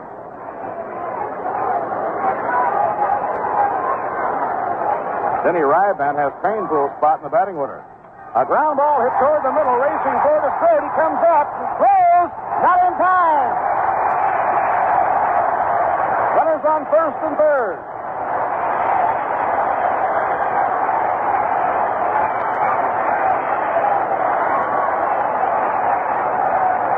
A base hit for Johnny Lewis. He hit a ground ball right up the middle. It wasn't stung. It wasn't hit too hard. And Grote, after a long gallop to his left side, came up with it. He had to throw off balance and try and get something on it. The throw was not nearly in time. And the Mets have runners at first and third. Bobby Klaus moving over to third, and Joe Christopher coming up. Runners at first and third. That was the 10th hit of the ball game for New York, and this big crowd standing. Christopher 0 for 3. Klaus, the lead runner. He's the tying run at third. 1 man down. The infield set for 2. Inside, ball 1. Ron Taylor, a right-hander. Steve Carlton, a left-hander, warming for St. Louis. Mets getting their bullpen ready now because Denny Ryban is due up next. And Jim Bethke is warming up. Gibson in the set position. Delivers. A swing and a miss on a breaking ball. 1 ball, 1 strike on Joe Christopher. One thrill stacked right on top of another. Runners at first and third, 1 man out. Cardinals have the infield at double play depth. The outfield just about straight away. Now Gibson set. The 1-1 pitch. A ground ball hit the shortstop. Grote cuts the second 1. Maxwell the first. Double play. The ball game is over. Joe Christopher's ground ball to Dick Grote is turned into a game-winning double play by veteran shortstop Dick Grote, and the Cardinals win a thriller by a score of 4-3.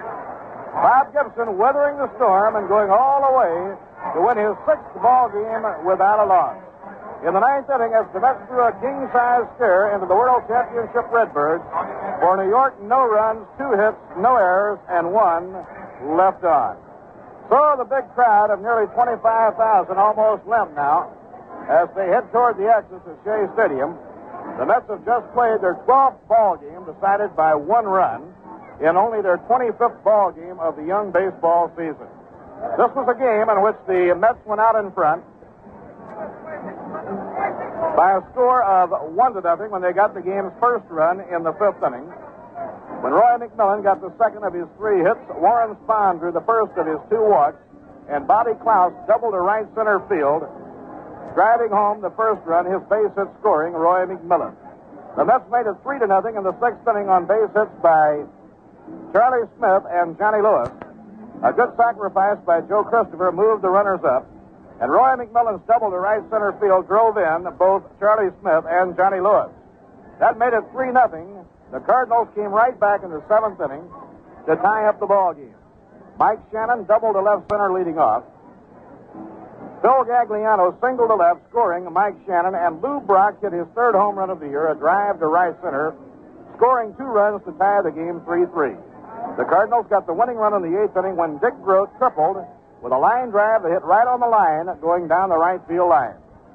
He came in to score on a slow hit ground ball on the right side of the diamond by Tim McCarver. McCarver was thrown out. The ball was not hit sharp enough to give the Mets a chance to go for 2 and get out of the inning. And so the Redbirds win a real thriller with Bob Gibson going all the way to win his 6th game of the year without a setback. The losing pitcher, and he pitched well once again in a real thriller, Warren Spahn. Spahn has been in one-run decision right after another. So Warren now has won 2 while losing 3. The line score, St. Louis, 4 runs, 9 hits, no errors. They left 8. For the New York Mets, 3 runs. There were 10 hits, no errors, and the Mets had 9 left on. Batting stars for the St. Louis Cardinals. Phil Gagliano singled in their first run. Lou Brock hit a 2-run homer to tie it, and McCarver's ground ball scored Dick Grote, who had set it up with his line triple to right field with the winning run in the top of the 8th inning. Tomorrow, game time 2 o'clock here at Shea Stadium. For the Mets, Jack Fisher on the mound. For the St. Louis Cardinals, it will be Kurt Simmons. For those of you who may have joined us late, this could be and has been a very costly victory for the New York Mets. For in the 5th inning of the ball game, with Phil Gagliano racing from first towards second and Ron Hunt racing in to field a ground ball hit by Lou Brock, Gagliano and Hunt collided, and Ron suffered a separation of the left shoulder, will undergo surgery tomorrow. That means that Ron will undoubtedly and unfortunately be out of the lineup probably for about 2 months. It also means the Mets must revise their thinking insofar as reducing their squad to 25 men, which is required of all Major League Ball clubs by midnight tonight. So that's the story on the ball game. The final score, once again, the St. Louis Cardinals 4 and the New York Mets 3. Tonight's game was brought to you by Rheingold, New York City's largest selling beer. And what a remarkable thing that is. In New York, a city of so many different people with different tastes, one beer has become the favorite, Rheingold Extra Dry. Now, we don't know why so many people like our beer, but we must be doing something right, and we'll keep right on doing it. Tonight's game is also brought to you by Viceroy. Not too strong, not too light. Viceroy has got the filter for the taste that's right. In all baseball land, there are no fans so grand as our Mets fans. When we play other teams, oh, what blood-curdling screams, that's our Mets fans. But when Mets fans shout, Go! What they mean, we all